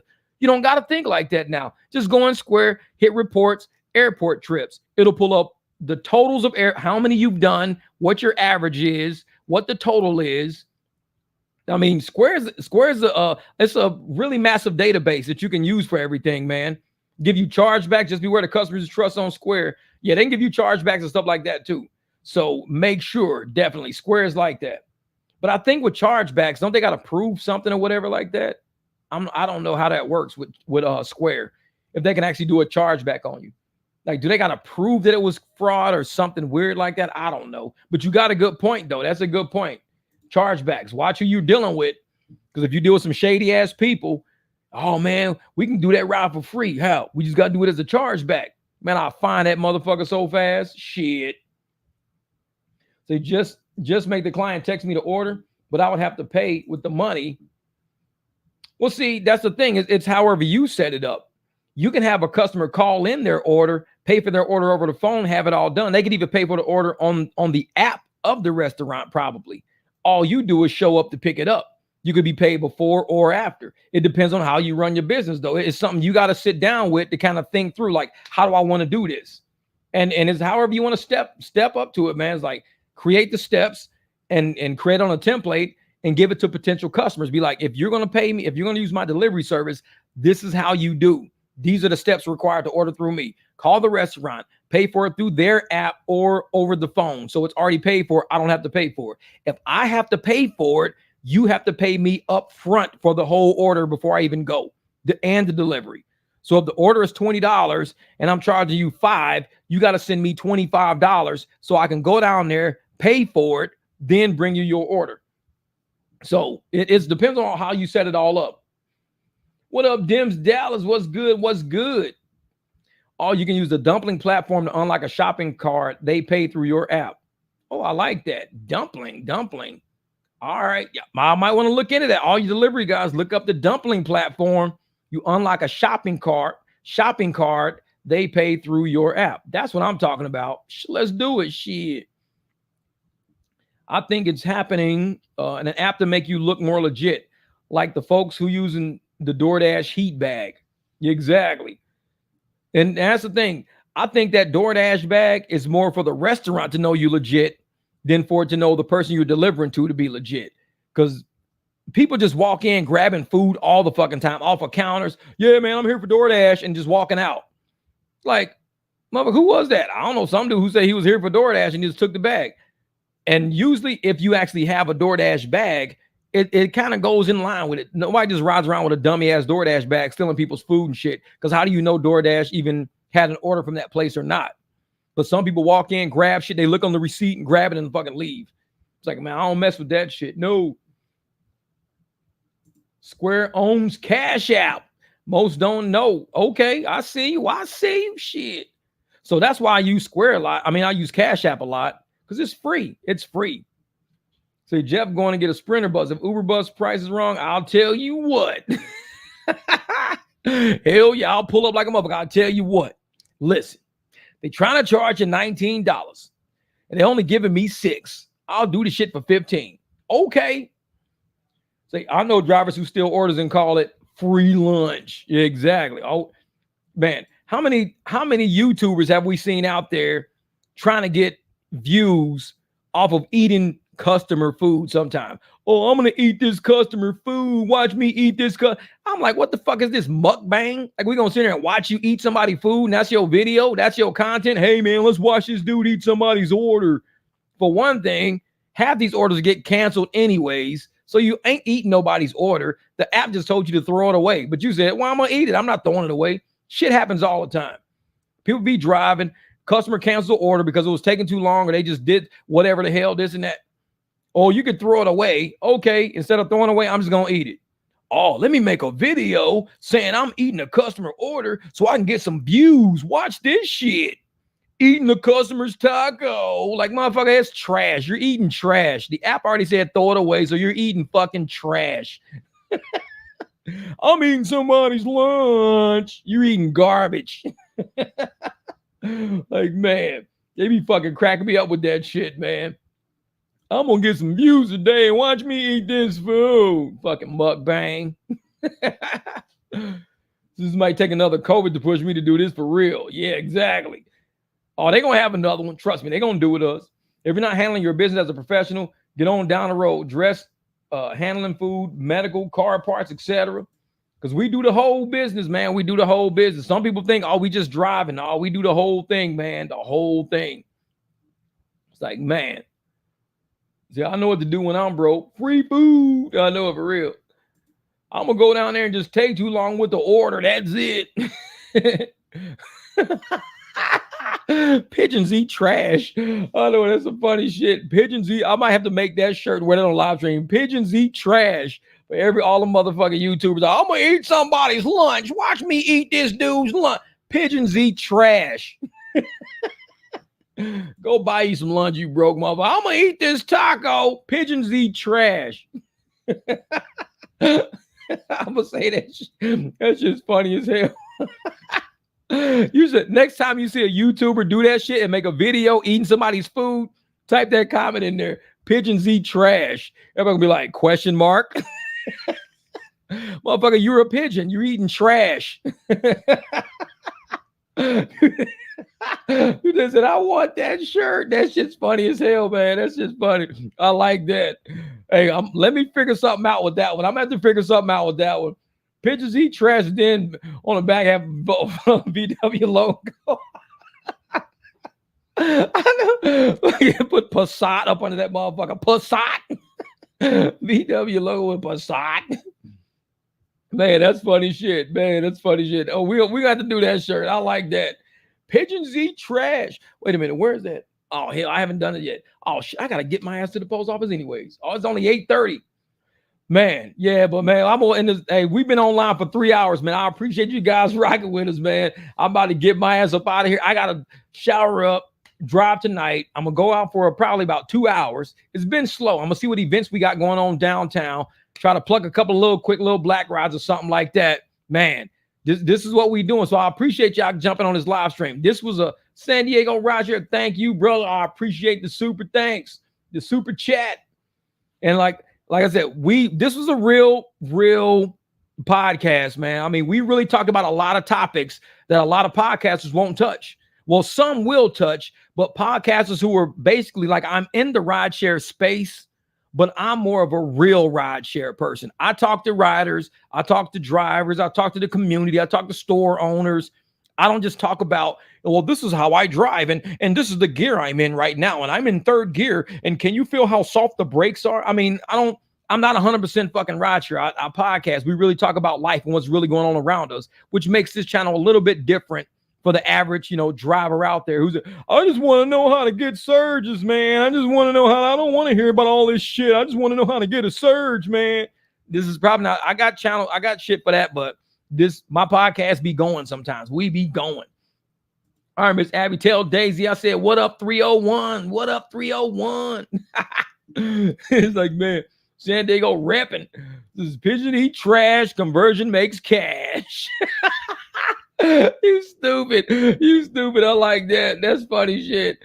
Pigeons eat trash, conversions make cash. I like that. That is nut. Pet. Say, I'm finally going to email you my membership, Jeff. Can't wait to see the pigeons eat trash shirt. I know it. Pigeons eat trash. Hell yeah, we going to do it, brother. We going to do it. Say, email me. Let me know, brother. Let me know. I like that. Pigeons eat trash. Don't be a pet. What's a pet? Pigeons eat trash. Quit eating people's fucking food, acting like you doing something major. I'm going to eat this taco. Pet. You stop being a pet. Fucking say that shit in their comments. Stop being a pet. Man. But no, y'all. Hey, y'all, I want y'all to get out there tonight. Don't forget, I did drop a video earlier today. Usually I don't do live streams on the days I drop videos, but we just had to talk about some shit. But make sure you guys are out there really, really trying to work on your craft. You're an independent contractor, you're in transportation. Don't be afraid to at least try a conversion. If it don't work, hey, in the membership group, y'all see sometimes shit don't always work for whatever reason. But I still stay on the grind. If I don't convert a ride right now, I'll wait another couple of rides later. Bam, converting like crazy. Back on my grind, I'll knock out 3 or 4 real quick. Instead of getting about $45, I'm over 100 all of a sudden. It's like, damn, dude, converting, that shit works. When you convert, you work. One day I did 2 conversions back to back, made $135 instead of probably about maybe 30. Made like $135. It was a 60 and it was a 75 back to back, like bam, bam, real quick. Sometimes we do it like that, man. You guys got to get out there, start these conversions. You know the apps are going to be pushing and promoting the narrative not to do it. Stay on it.